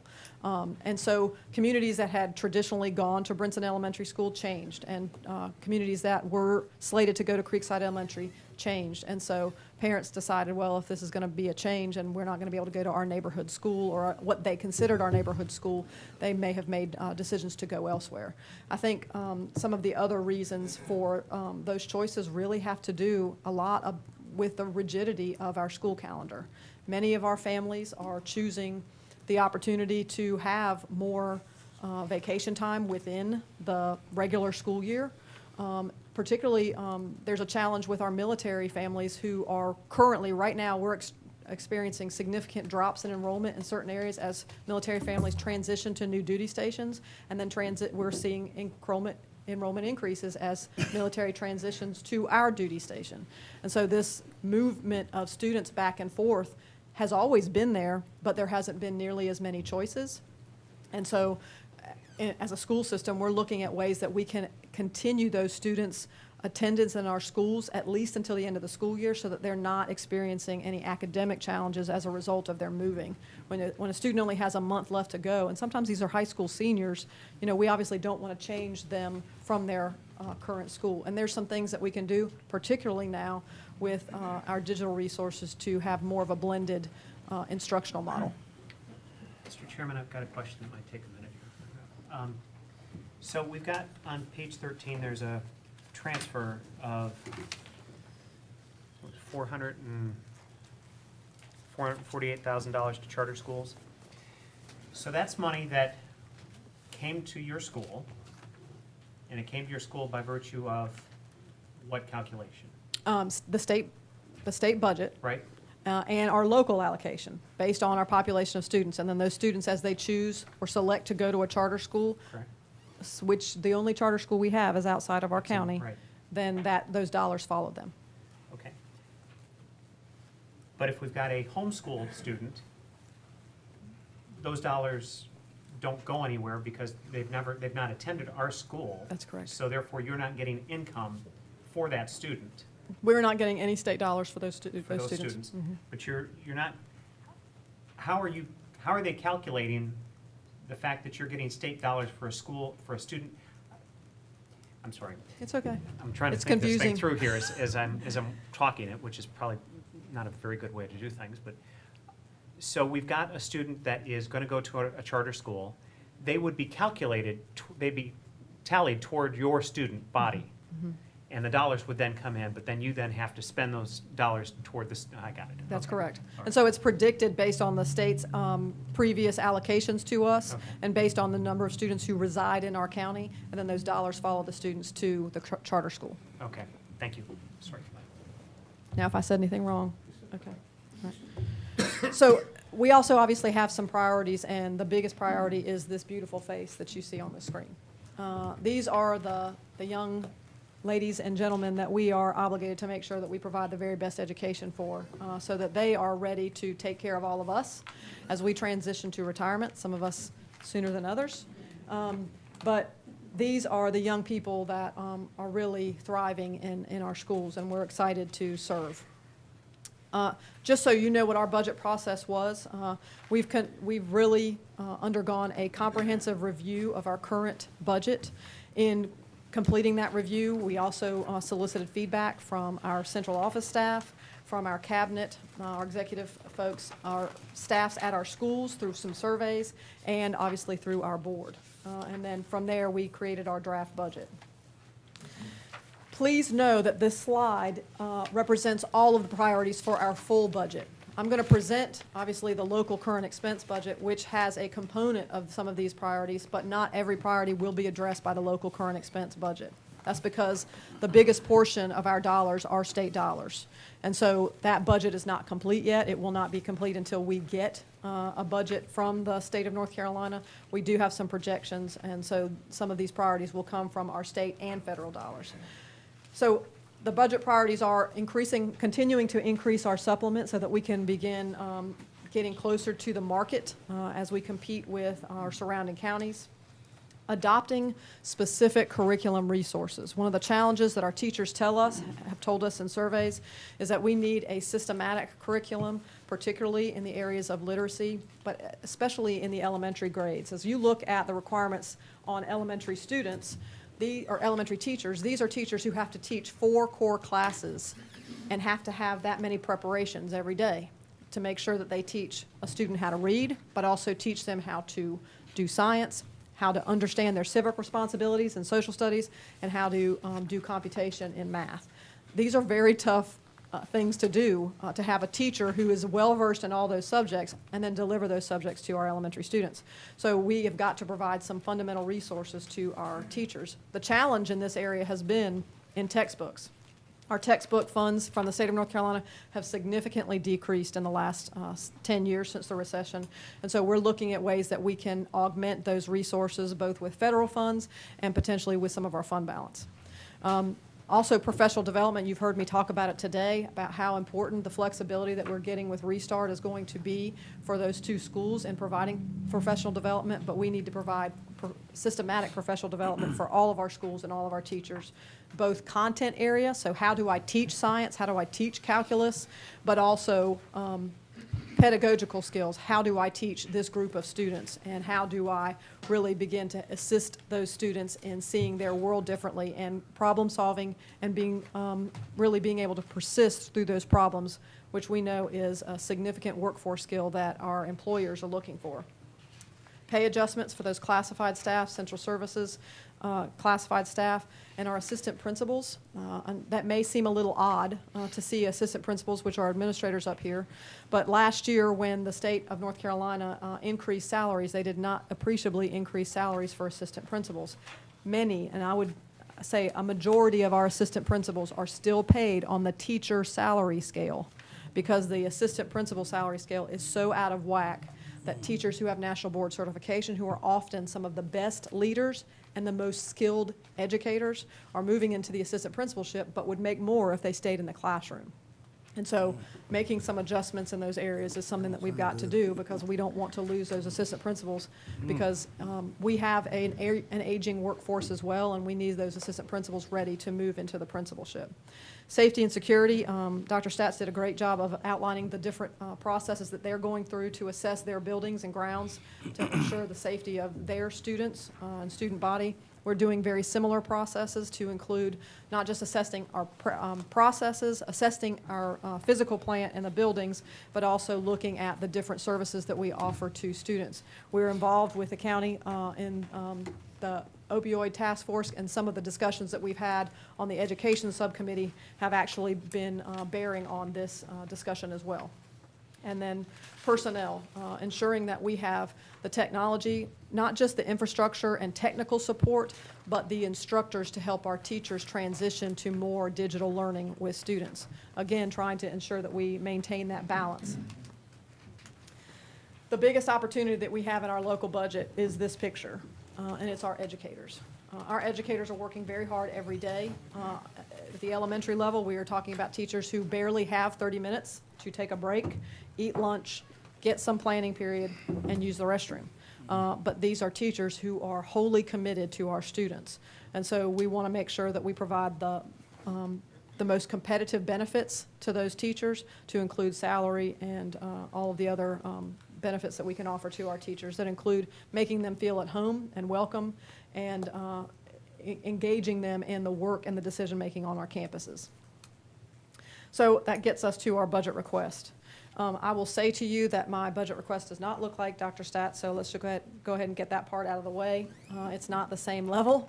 As I said previously, the benefits cost increases for our local paid positions amounts to about $137,000. So these are the things that we were tackling as we created this budget. We want to move our teacher supplement in line with the market, so we're trying to make an incremental jump from 7% this year up to 8.5%. Which costs us $900,000. So it's about $600,000 per percent increase.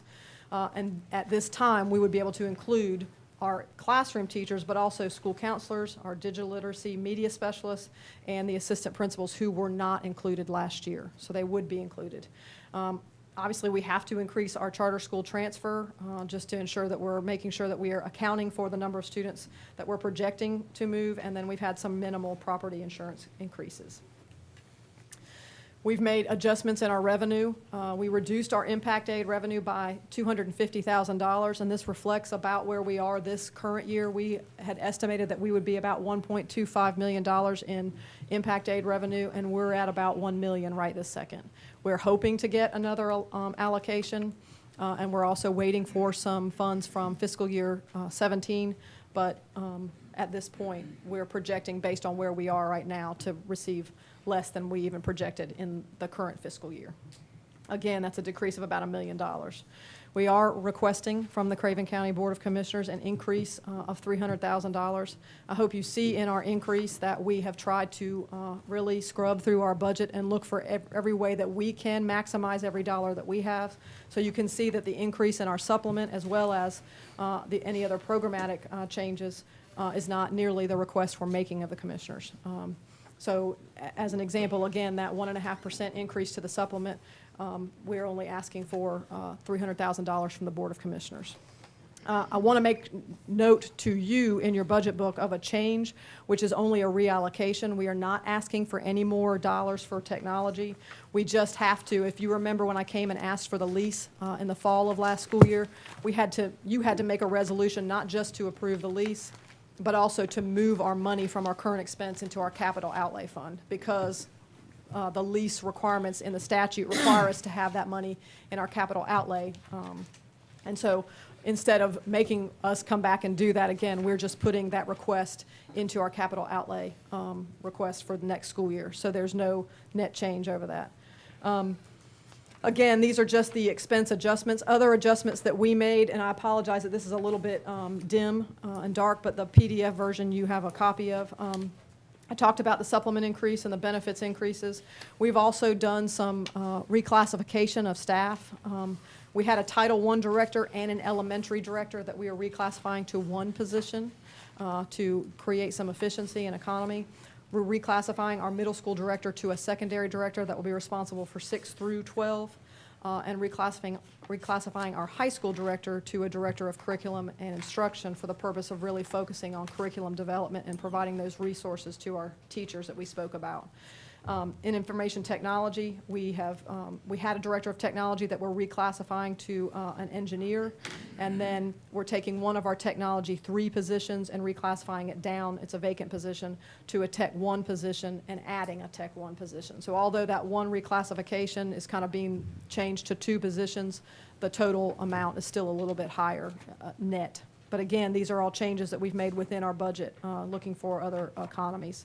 And then in facilities maintenance, one of the significant challenges that I have not mentioned previously is that we have school buildings for which we have custodians that have very wide responsibilities and requirements.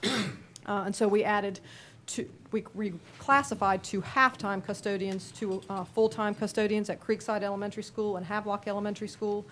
Those custodians there, before we made those reclassifications, were responsible for approximately 40,000 square feet to clean. You can see your manager's eyeballs.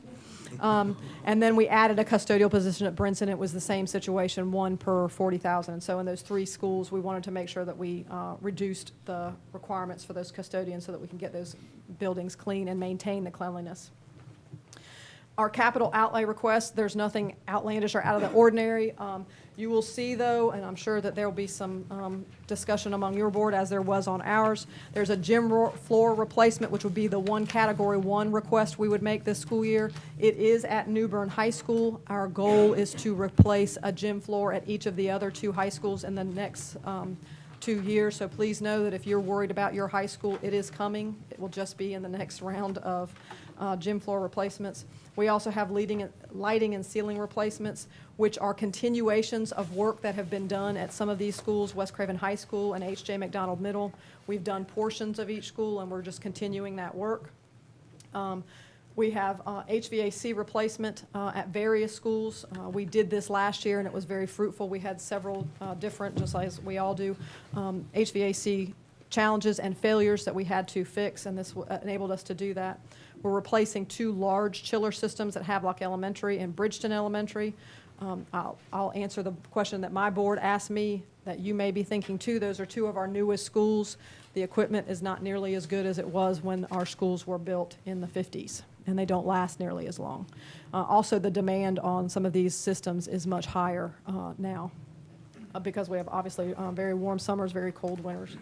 And then J.T. Barber Elementary School, we're adding 2 temporary classrooms. One of the things that is going to be a challenge as we implement the K-3 class size changes over the next 4 years is providing for classroom space. We're hoping that our long-range facility plan will address the significant portions of that, but as we make these incremental jumps each year to reduce class size by 1 in each of those 4 grades, we may have to make some changes. So there's 2 requests for temporary classrooms, but we're moving some others around our district to make sure that we're meeting the needs of students and of instruction. And then general Category 2 projects and Category 3 projects are really just some furniture replacement and vehicle replacement, buses and then the iPad lease you'll see in the Category 3 projects. So just for your review, our request for this school year, you'll see the change in the county appropriation on the total line is the best way to look at it. You'll see last year's was $22,884,958. We're requesting $300,000 more, $23 $1,184,958. But again, you'll notice that the county tech appropriation, we put it at 0, but that number was moved into the capital outlay request. And so our capital outlay in category 1 is just the one gym floor. Remember, that coincides with the County Board of Commissioners policy related to category 1 replacements. And if there's nothing else, that's all I have for you. I just like to ask another question. Are you teaching in the trades in the schools now? Are we teaching the trades in the schools? Like bricklaying, carpentry, electrician, and Yes, we have auto mechanics, we have carpentry, we have fine woodworking, we have several different programs that I could spend the rest of the evening listing. Each of our high schools has specific programs that are not just tailored to their schools, but are also tailored to the workforce demands in those areas. Obviously, the West Craven area is the most rural area, but there are programs that are really specifically related to West Craven, so there's more agricultural programs at the West Craven site. And we can't duplicate every program at each school because they're very expensive. The equipment that's required in an auto mechanics class is very expensive, as it is in advanced manufacturing. And so we've spread those programs around the county, and we're working to make sure that all students have access to those programs. Dr. Doyle, just so the audience that's watching and the audience that's here, the education system in the state of North Carolina is mainly the state of North Carolina funding. That's exactly right. And then the county supplements for the construction of schools and the maintenance of those schools. And the county has lost the lottery money from 43 to 16%, which was supposed to go to that construction. In addition to that, we lost the corporate tax, which was supposed to help us out. So that we're in the same bind that the school system is. The state keeps pushing more and more down to us to pay, yet they are the main funding of the school system. And revenue source. I mean, they're the ones raising the revenue and making the decisions about the revenue. Just wanted the audience to Yes, sir. understand that. Dr. Doyle, can I ask a question? Yes, sir. I did a Google search. It showed the state of North Carolina ranked 43rd out of 50, I think actually 52, if you count Washington, D.C. and one other territory. I think it's Puerto Rico. In spending per student. Do you have any, I mean, does that include the supplement that we give? So, is that included in what the state actually appropriates, even though we're spending it? yeah, so I appreciate that question, Commissioner. When reports of our average teacher salary, which right now have us, I think, at ranked 39th in the nation, are reported, they're including the local supplement that you all provide. So when it says that the average salary in North Carolina for teachers is at $50,000, it's including the local supplement that you provide right now, which is 7%, that Wake provides, which is upwards of close to 20%, which Chapel Hill provides at a similar number. So it's including all of those local dollars in that calculation. The North Carolina Constitution, as Chairman Mark correctly indicated, says that it's the responsibility of the state of North Carolina to provide for education in North Carolina. Where does North Carolina rank in terms of national testing? We are above the national average, but as a country, we're not making significant gains. North Carolina has started to see a decline in national testing and national scores that has begun to start the discussion about whether that's directly related to the resources being provided to schools in North Carolina. Has all right, they're working on the short session budget now. How does that look for the school system? We've received really little information about what the short session is going to mean for us, which is a little bit perilous for us as we present a budget to you. Generally before now, even during the short session, we've gotten a little bit of information televised to us about what is coming. The concerns for us are that we'll continue the same trend of when a new program is decided upon by the General Assembly, it takes money from other funding sources that are already allocated to us. So K-3 is an example. We are reducing K-3 class sizes. They've indicated that they're going to increase our allotment, and just for your knowledge, the number was 9. We got 9 more teachers for enhancement teachers. We pay for 81 enhancement teachers in Craven County. So 9 will help, but it definitely does not represent what even our elementaries need in terms of those art, music, and physical education teachers. But we're worried that those 9 teachers are going to come from another bucket. And so as we think about approaching the state portion of our budget, there may be other significant challenges that lie ahead for us as we finish our full budget, which includes all 3 federal, local, and state funds. Have you heard any scuttlebutt that any of our legislatures are interested in moving the needle up some on spending per student? Is that not a priority, or do you know? I have not heard anything about anyone saying that they want to increase the dollars per student. I have not heard that. I'm not saying that's not out there, but I have not heard that. How about the Craven County? How do we, there's 114 school districts, I think, in North Carolina, correct? Yes, sir. How do we run? Spending per student on what we allocate? It kind of depends on which number you're looking at, quite frankly. You are allotting us, if you do not count impact aid, approximately this past year, somewhere around, please don't hold me to this number, $1,580 per student. I can just give you comparisons in our region. Well, let's include the impact aid, because that is, okay. in my opinion, our money. Okay, $1,600 and I think it's about $36 now, $1,630, $1,640. As an example, Onslow County, without the impact aid dollars, I can't tell you what their number is with impact aid, is approximately $1,872. And that was in fiscal year 2016 when I helped make their county budget. How about Pamlico County? Pamlico County is over $2,000, I believe. I don't want to give you that number. Jones County? Jones County is above us as well, local funding.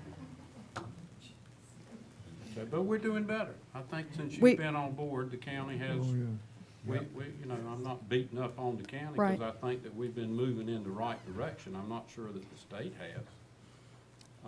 That is for sure. But State ain't doing nothing. what is the average spending per county, do you know? For local allocation, I believe the state average is $1,900 and something dollars.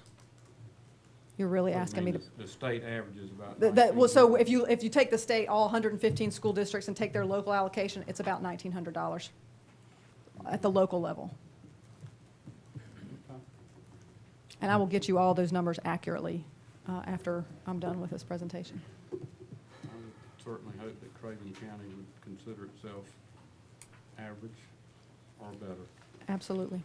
And I think that our performance of our students is average or better. We are above the state average in our student performance. We want it to be higher. Does that indicate that our teachers and staff are working pretty hard? Our teachers and staff are working exceptionally hard. Obviously, you know this is Teacher Appreciation Week, and I know some of our teachers are watching here tonight. We have an amazing teaching force, amazing group of leaders, and we are working very hard to make sure we optimize every dollar to ensure that we're providing the very best education, but also that we've got the best teachers in front of our students. And that's what this budget request is about. Well, I appreciate what you do, and the rest of the staff. It's obviously, your testimony says that things are becoming increasingly more difficult. We're getting less money from the Department of Defense Impact Aid. Mm-hmm. You're getting more students that are parents that are choosing other options other than the public school system, and while you can't say that bad, it's nonetheless, it's taking money away from the school system, and makes it more challenging, I think, on the school meeting there. But I certainly hope that our legislators will start paying more attention to education.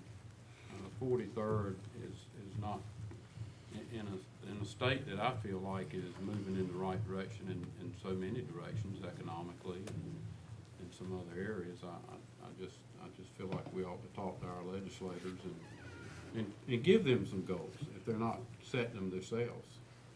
So I was reading another of my colleagues' budget message from as they're presenting their budget to their Board of Commissioners. And one of the things that was in their first paragraph, so these are not my words, but it really did ring true for me.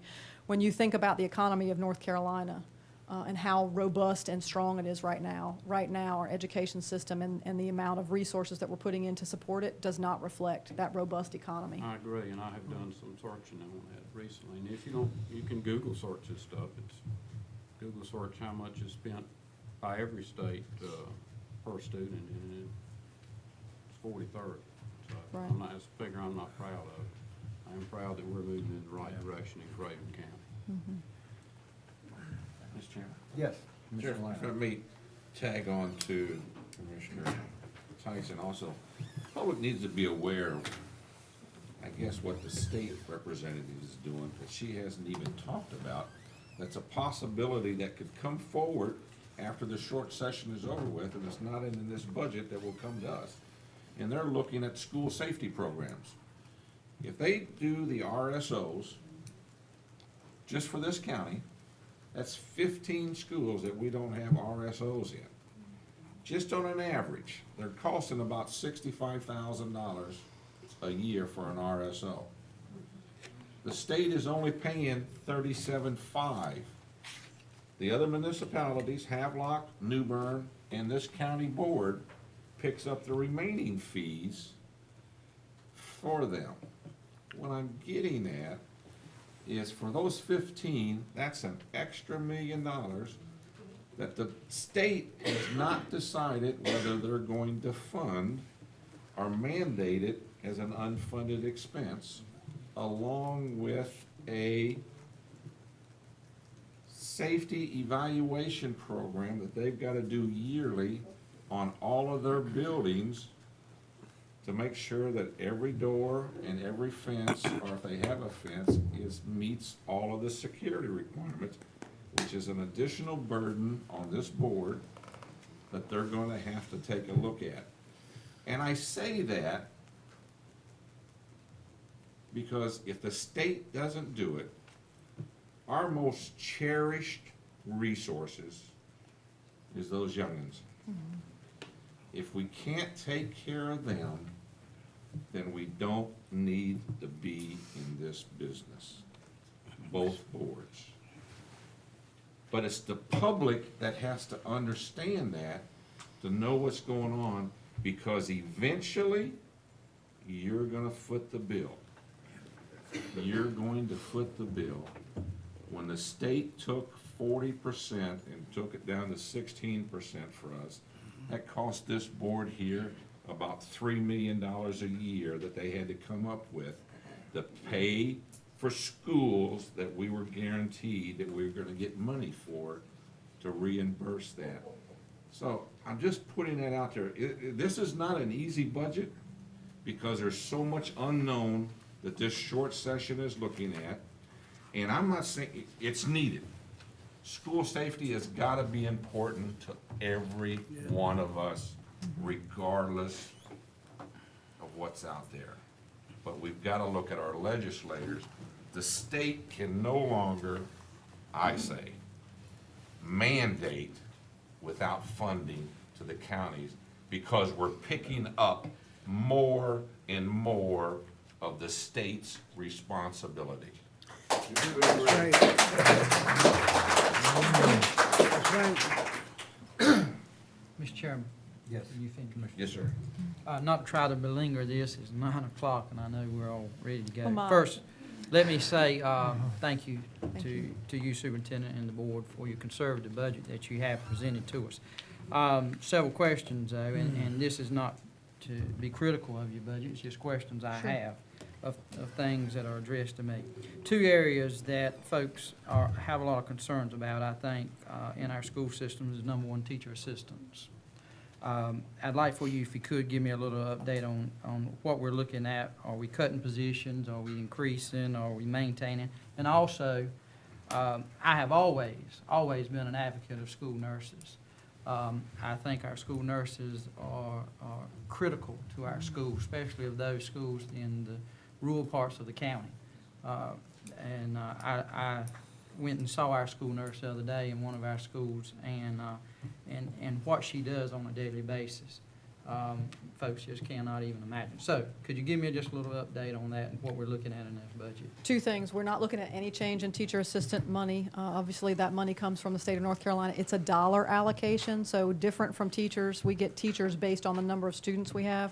We get teacher assistant based on dollars. So depending on, what the benefits cost and the salaries for those teacher assistants, if there's a raise that's provided, then we only have that pot of money to pay for those teacher assistants. And so right now, we're not looking at any change, and we have not received any advance notice that there would be any changes. So we have looked at our allotment, made sure that we're meeting the needs of the requirements, which also are going to change a little bit because of those K-3 class sizes, because we're supposed to make an allotment based on the number of kindergarten classes we have, the number of first, second, third grade classes. But we do not anticipate a change. In addition, we have not indicated that we want to reduce our nurses any further. We're to the point, Commissioners, I'm just going to say, and actually there's another slide. We have reduced a significant amount in our budget over the last several years. And you'll see things up on this slide that we've had in terms of impact since 2014, which represents loss of not just people, but services to students. Some of it has been to create more efficiency. Our evening school consolidation, I think, has been a good thing. We had 3 administrators over that program, depending on the location of the schools. We've been able to consolidate that to 1, and that's been a huge savings, and I think one that we needed to make. But when you talk about the reduction of nurses, the absolute elimination of social workers, we only had 2, but we have none at this point. And when you're thinking about the mental health concerns that we should be considering, reduction in maintenance staff. These are not custodians, but maintenance staff in our overall maintenance, HVAC, electricians, those type of staff members. Eliminating media assistants, and reducing clerical support in schools. As I mentioned, we had receptionists in our elementary schools and middle and high schools that were working 12 months. They've been reduced to, in some cases, 10 or 11 months. And so that's represented a loss in salary to them, and so it's forcing them to find other jobs and in some cases leave us. So there's been significant programmatic changes to try to be as conservative as possible, but we're to the point now where we've kind of hit the limit. If we're really going to continue to take care of students in the way we need to, in some of these cases, we should look at making some adjustments, returning some of our nurses, returning some of our social workers. But as we start moving forward and ensuring that the type of programs that we're going to provide are going to have an impact on students, these are the types of things that we've had to make cuts in over the last several years, but really don't represent what's going to be best for students in the long run. Dr. Doyle, I think each one of the commissioners here supports you and your board and also your teachers. And we support you not only for more money for the students, but more money for teacher salaries also, so we have qualified teachers in the classroom. Thank you very much. Thank you.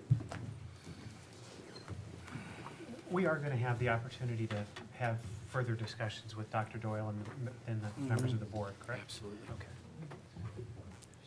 I look forward Any to other it. Thank you very much, Commissioners. Thank you. Appreciate your time. Yep. Are we gonna get this slide presentation sent to us? Absolutely, It's sir. not in the package? Yeah, You we already have it. We You already got have it. We're good. Okay. We'll send it to you tomorrow. Okay. Yeah. We got Mr. Keita. You want to take a break here?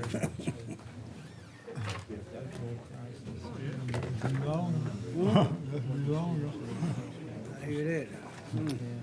Okay, next on the agenda is the Juvenile Crime Prevention Council presentation of the budget.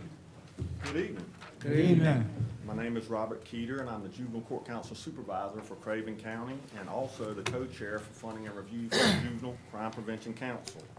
The Funding and Review Committee met on March 9th, and the recommendations were approved by the entire JCTC on March 12th.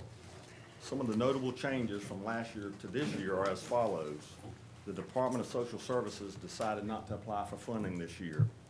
The Mediation Center, which currently runs our Craven Teen Court program, decided to apply for funding for a new program, Family Connections. This will take the place of the Parent-Family Skill Building program that was offered by Social Services. And they also put in a proposal to run the Community Service Restitution program. After comparing the Mediation Center's proposal and the Boys and Girls Club proposal, it was decided that the synergies and economies of scale offered by the Mediation Center would be of great benefit. It would put the three services under one roof and make them more accessible for families in Craven County. Also, the Mediation Center proposal included more money in the restitution bank for use to pay back victims, and Teen Court already makes referrals to the community service program. The Mediation Center does have experience running both these programs in other counties. The current restitution community service coordinator is retiring after 22 years of service in the middle of this month, so there will be no loss of job by changing to the Mediation Center. The money that has been assigned in the administrative fund will be allocated to help the current programs if needed, or if the council decides to do a new proposal for needed service in the future. I'll be glad to answer any other questions if you have any, but we ask that the commissioners approve the funding recommendations of the Craven JCPC. Okay, do I have any questions? Also move. Second. We have a motion and a second. Just Any clarification, discussion? Mr. Chairman, the funding is coming from the state and/or federal. Are there any federal funds? Good evening. Good evening. Yeah, one agenda item related to planning this evening.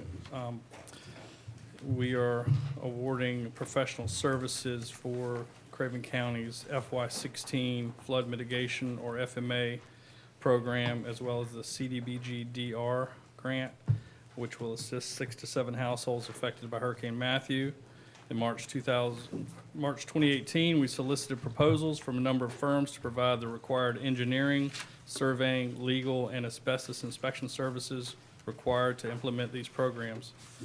As you've seen these before in other projects, when we look at these proposals, we consider local experience, familiarity with federal and state programs, response and turnaround times, and of course, cost to the program. We've reviewed all the proposals received and are providing the board with the following recommendations for contract awards. I know you have my memo in the packet, so I'll just summarize. As per the award memo submission form, for surveying services, we received 2 proposals, one from Sorrell Land Surveying of Washington, North Carolina, and a second proposal from Robert Childs of Newbern. We are recommending services contract award for surveying to Robert Childs Engineering. For asbestos inspection services, we received 3 proposals, one from Keenan Construction and Consulting of Wilmington, a second from Enviro Assessments East of Dover, and a third from Precision Environmental of Wilmington. We are recommending award to Enviro Assessments East of Dover. For legal services, we received 4 proposals, one from Stubbs and Purdue of Newbern, one from Cawley Pridgeon of Kinston, one from Moeller Attorneys of Newbern, and one from Summerall, Sugg, Carmichael, Hicks, and Hart of Newbern. We are recommending award for legal services to Summerall, Sugg, Carmichael, Hicks, and Hart.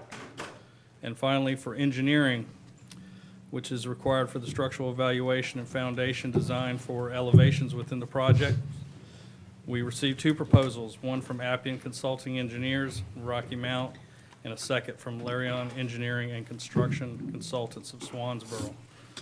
We are recommending award to Appian Consulting Engineers. A vote to approve the contract awards as presented are needed to allow us to move forward with the proposed activities of the FY16 FMA program, as well as the CDBG DR grant related to Hurricane Matthew. Do I have a motion? So moved.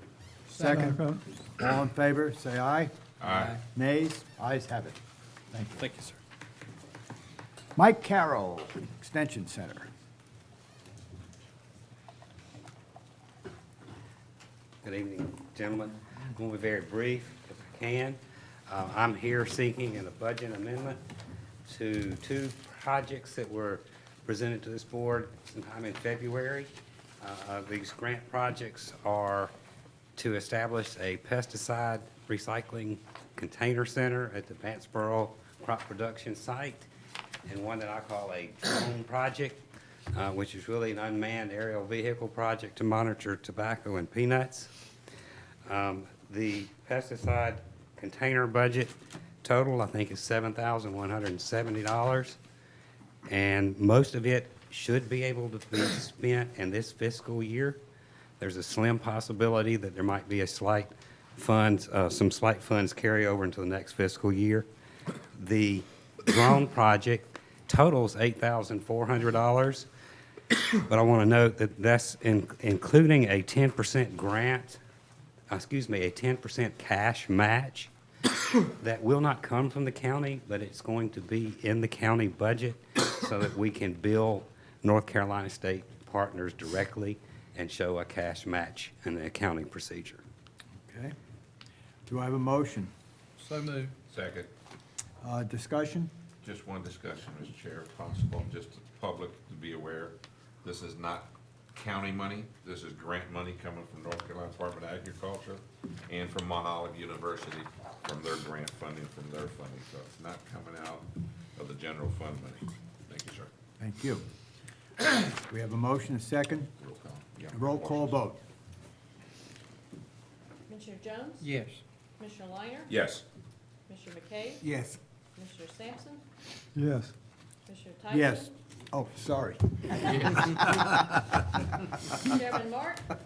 Yes. He likes us to get out Trying to here. rush the night. Sorry, Vice Chairman Dacy. Okay, next, Thank you, Commissioners. Thank you. you have another one, don't you? Oh, No, but we did No, both of them. Okay. We did both. you did both of them, We yes. did both of them. Thank you. Thank you.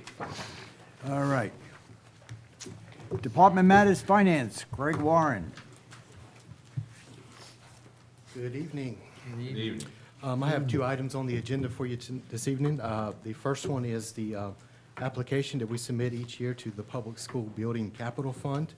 Each year, the Board of Education and the County Commissioners jointly approve the project application to be submitted to DPI or the Department of Public Instruction in order to draw down the lottery funds that have been allocated to Craven County. These funds are restricted and can only be used for school construction projects or to retire debt incurred as a result of school construction projects. We currently use these funds for debt service. At this time, I'd like to ask for this board's approval in submitting this application. Okay, do I have a motion? So moved. Second. Any discussion? Yeah, Mr. Chairman, what is the remaining debt? What is the remaining debt on this debt service? Currently, as of at June 30th of this fiscal year, we should be outstanding debt for schools is $23,564,500. Okay. The annual debt service payment on that is roughly about $4.6 million each year, and all the debts, all the school debts that we currently have on the books will be paid out in the year 2027. Okay. Mr. Chairman, I'd like to kind of parrot on what Commissioner Liner said a little bit earlier. When this very controversial lottery was passed, not one Republican voted for it. Okay, but it did pass, and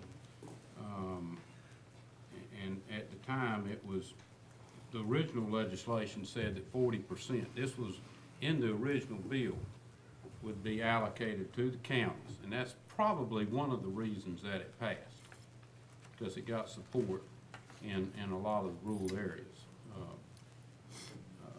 So we all know that that vanished, and it was also supposed to be in the legislation that the money would not supplant any school funding, which I don't have any evidence that it did, but I suspect that it did. But just wanted to point out that the funds are about one-third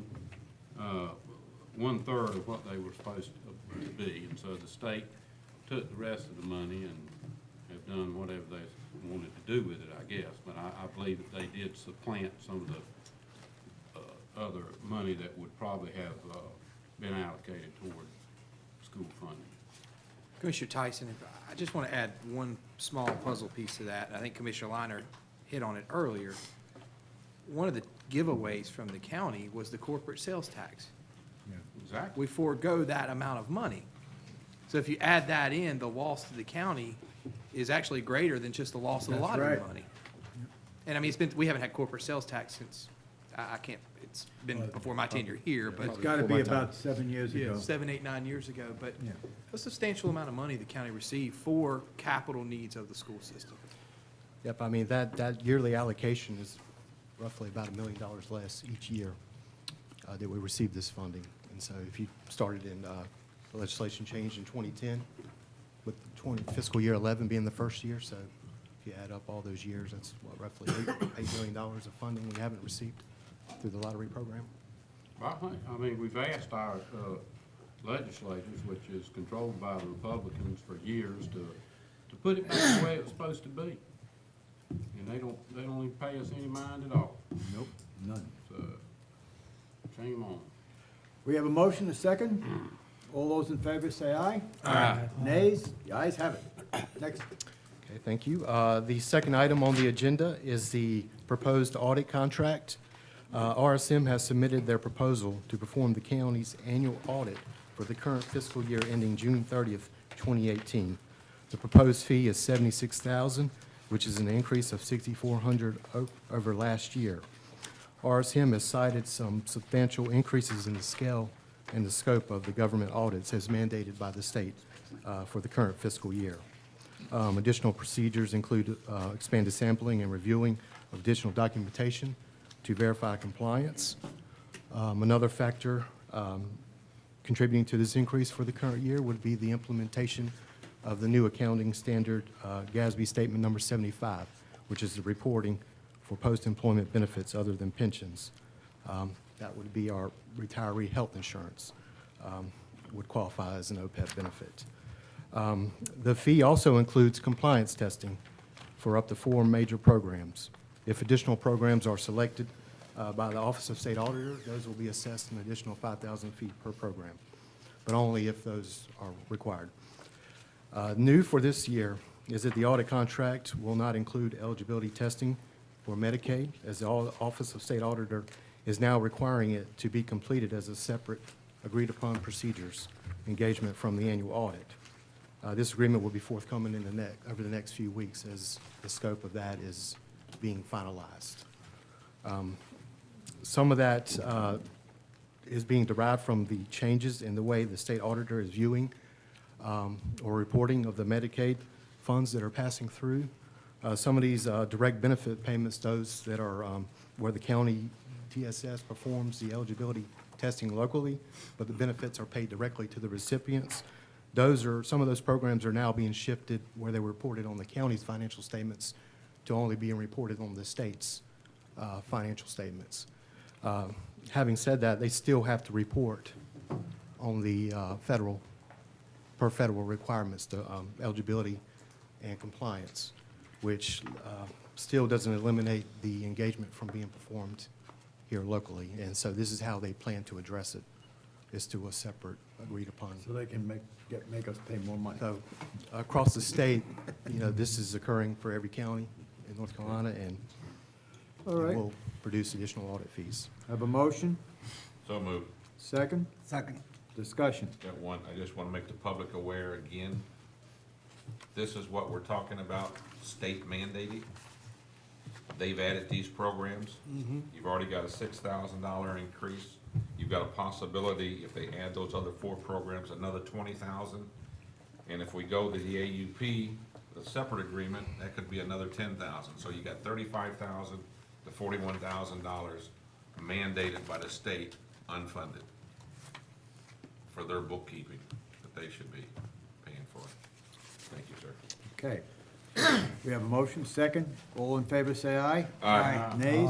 The ayes have it. Just one other thing, we had no choice, really. This has to be done. This is, I the mean, audit this is mandated, yeah, and compliance testing is mandated as well. Yeah. Nine's done. Thank you.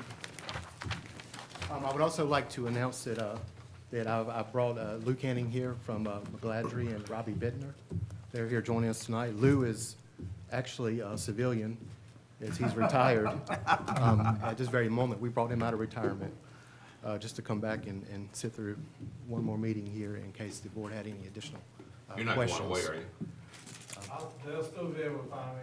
I really did, if I may, just take 1 second.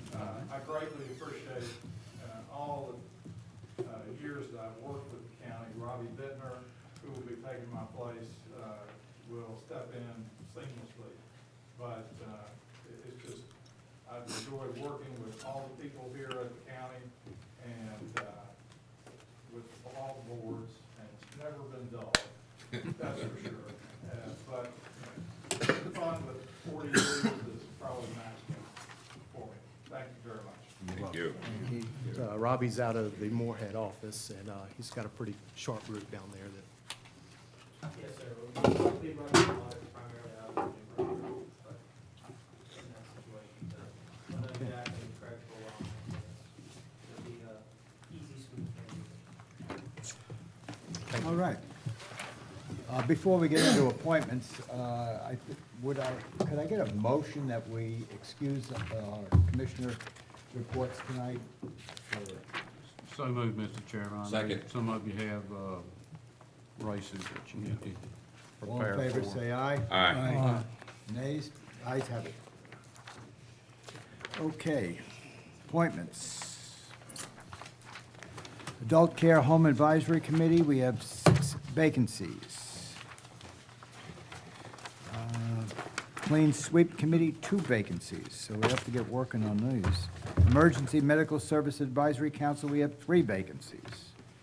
Local Emergency Planning Committee, Scott Dixon has submitted an application containing 10A, seeking appointment for a local emergency planning committee. Do I have a motion? So moved. Oh, okay, that acclamation. Current appointments, Craven Aging Planning Board, Carolyn Band. She wishes to be reappointed. Okay, acclamation. Craven Community College Board of Trustees, Jennifer Dacey wishes to be appointed to another 4-year term. So moved, Mr. Chairman. Okay, acclamation. Craven County Board of Adjustments, terms due to expire, John Brazelton, Theron McCabe, Gerald Teal. Request to be appointed. Okay. I also have that Mr. Brazelton would like to continue to serve, but Mr. Teal is unable to serve. Okay, so we got to He replace wanted to Mr. serve, he Teal. changed his mind, didn't he? We have to replace that's all right, Mr. Andy. Teal then, okay. Down East Regional Planning Organization, Dred Mitchell wishes to be reappointed. So moved, Mr. Chairman. Okay. Emergency Medical Service Advisory Council, Tim Weatherington and Jonathan Stevens are both willing to be reappointed. So moved. Nursing Home Advisory Committee, Jessica Edwards is seeking reappointment. So moved. And upcoming appointments due to expire June 30th, Craven Tourism Development Authority, Nursing Home Advisory Committee, and Juvenile Crime Prevention.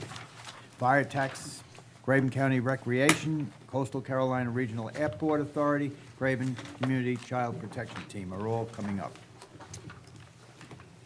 Okay. County Attorney's Report.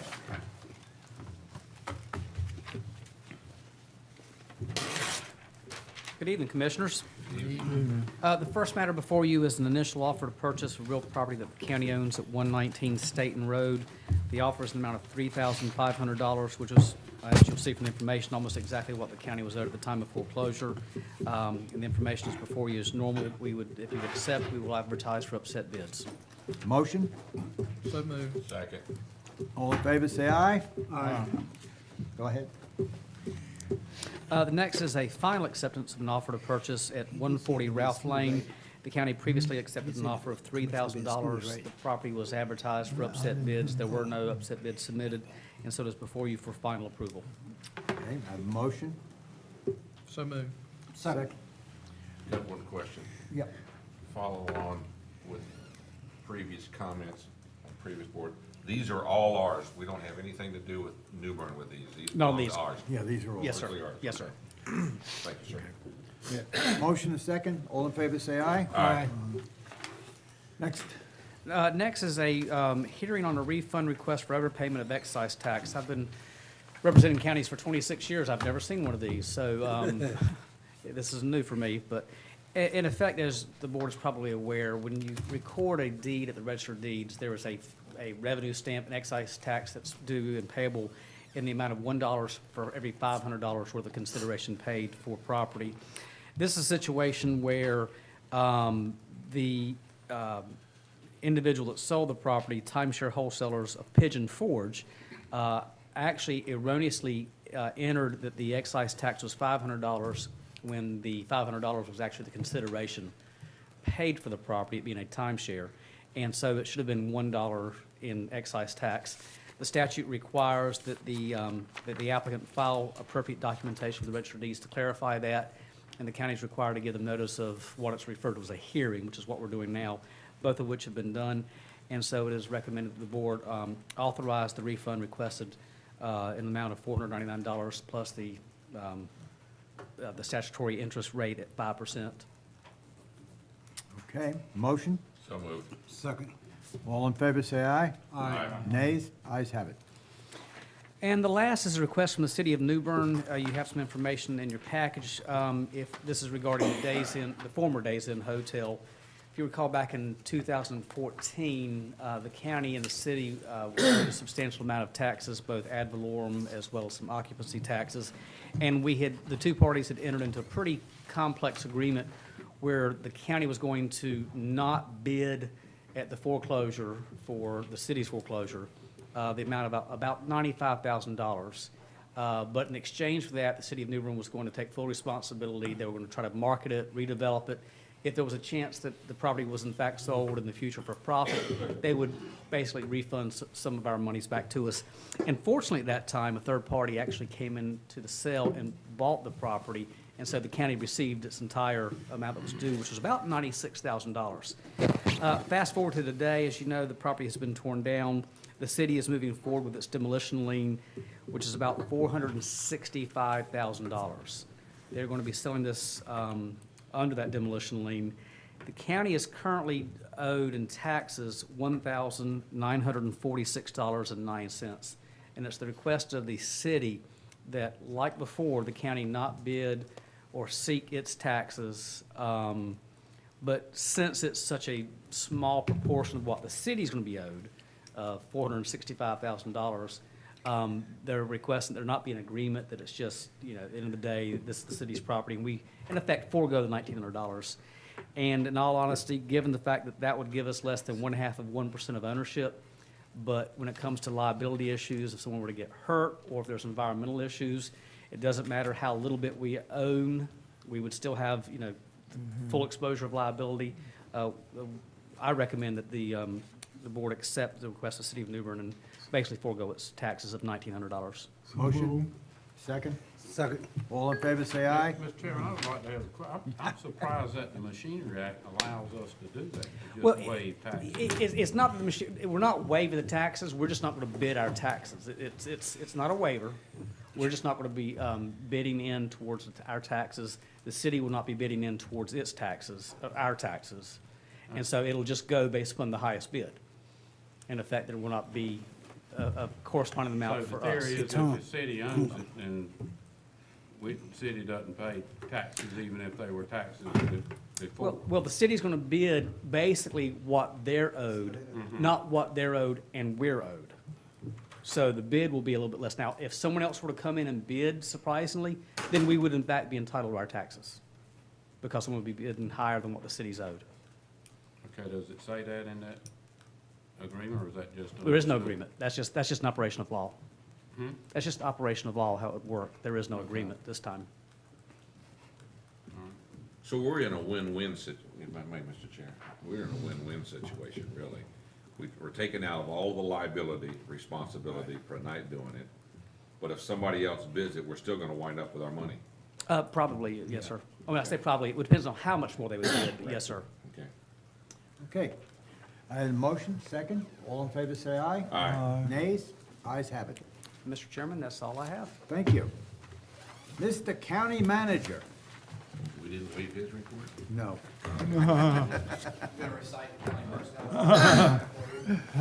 So page one, no, I'll have just some brief comments, mainly some updates. I want to make sure you guys are in the loop on what's going on. I don't have to update this one any more than saying tomorrow's election day. I want to tell you, you have a very hardworking election staff downstairs who's already been through over 2 weeks of election at one stop, and they're geared up for tomorrow. I've met with our elections director this afternoon, and she's ready to go. So this is sort of like Super Bowl Sunday for them. Some good news. Wanted to announce to the board that Animal Control, our new facility additions, are open. and operational. We are at normal intake processes for animals. That has been our policy for over a week now. We did put out a press release when that happened. I believe there's still some mixed information because we're getting reports that we're not accepting animals. So for anybody in the free world who's listening to this, Craven County is accepting dogs and cats until such time we can no longer do that because of capacity issues, which hopefully will be a long time for the investment we just made. So I want to make sure the board's aware of that. I would like, if the board will indulge me, on May 21st at 11 a.m. to have a ribbon cutting, that new facility, to kind of unveil it. It's been over 2 years of hard work and a little bit of blood, sweat, and tears there getting it done here at the end. But we're really proud of it. It looks great. I want you to see it. I want the public to see it. A lot like what we did with our water plant a couple months ago. Just small presentation, tour of the facility. That'd be our Monday. So what I would envision would be coming in, having our regular meeting, break, go over, do the grand opening, come back and start our budget process. So sort of be a chance for you to get out before we lock you in here and do budget. And with that said, item number 3 would be our budget work sessions do begin on May 21st. I'll be presenting the budget to you that day. Again, if we do the grand opening ceremony, we would start budget around noontime would be my guess. We'd like to work the rest of that day doing fire departments and basically give you an overview of the budget. So when we come in on Tuesday, we can basically start with the first department and work our way through the book. I do have budget work sessions scheduled from May 21st through May 24th. Those would be 8:30 to 5. If commissioners need any adjustments on that, let me know. Lastly, some good news. We do have a policy in the county that the commissioners are to be made aware of a grant opportunity before we apply for it.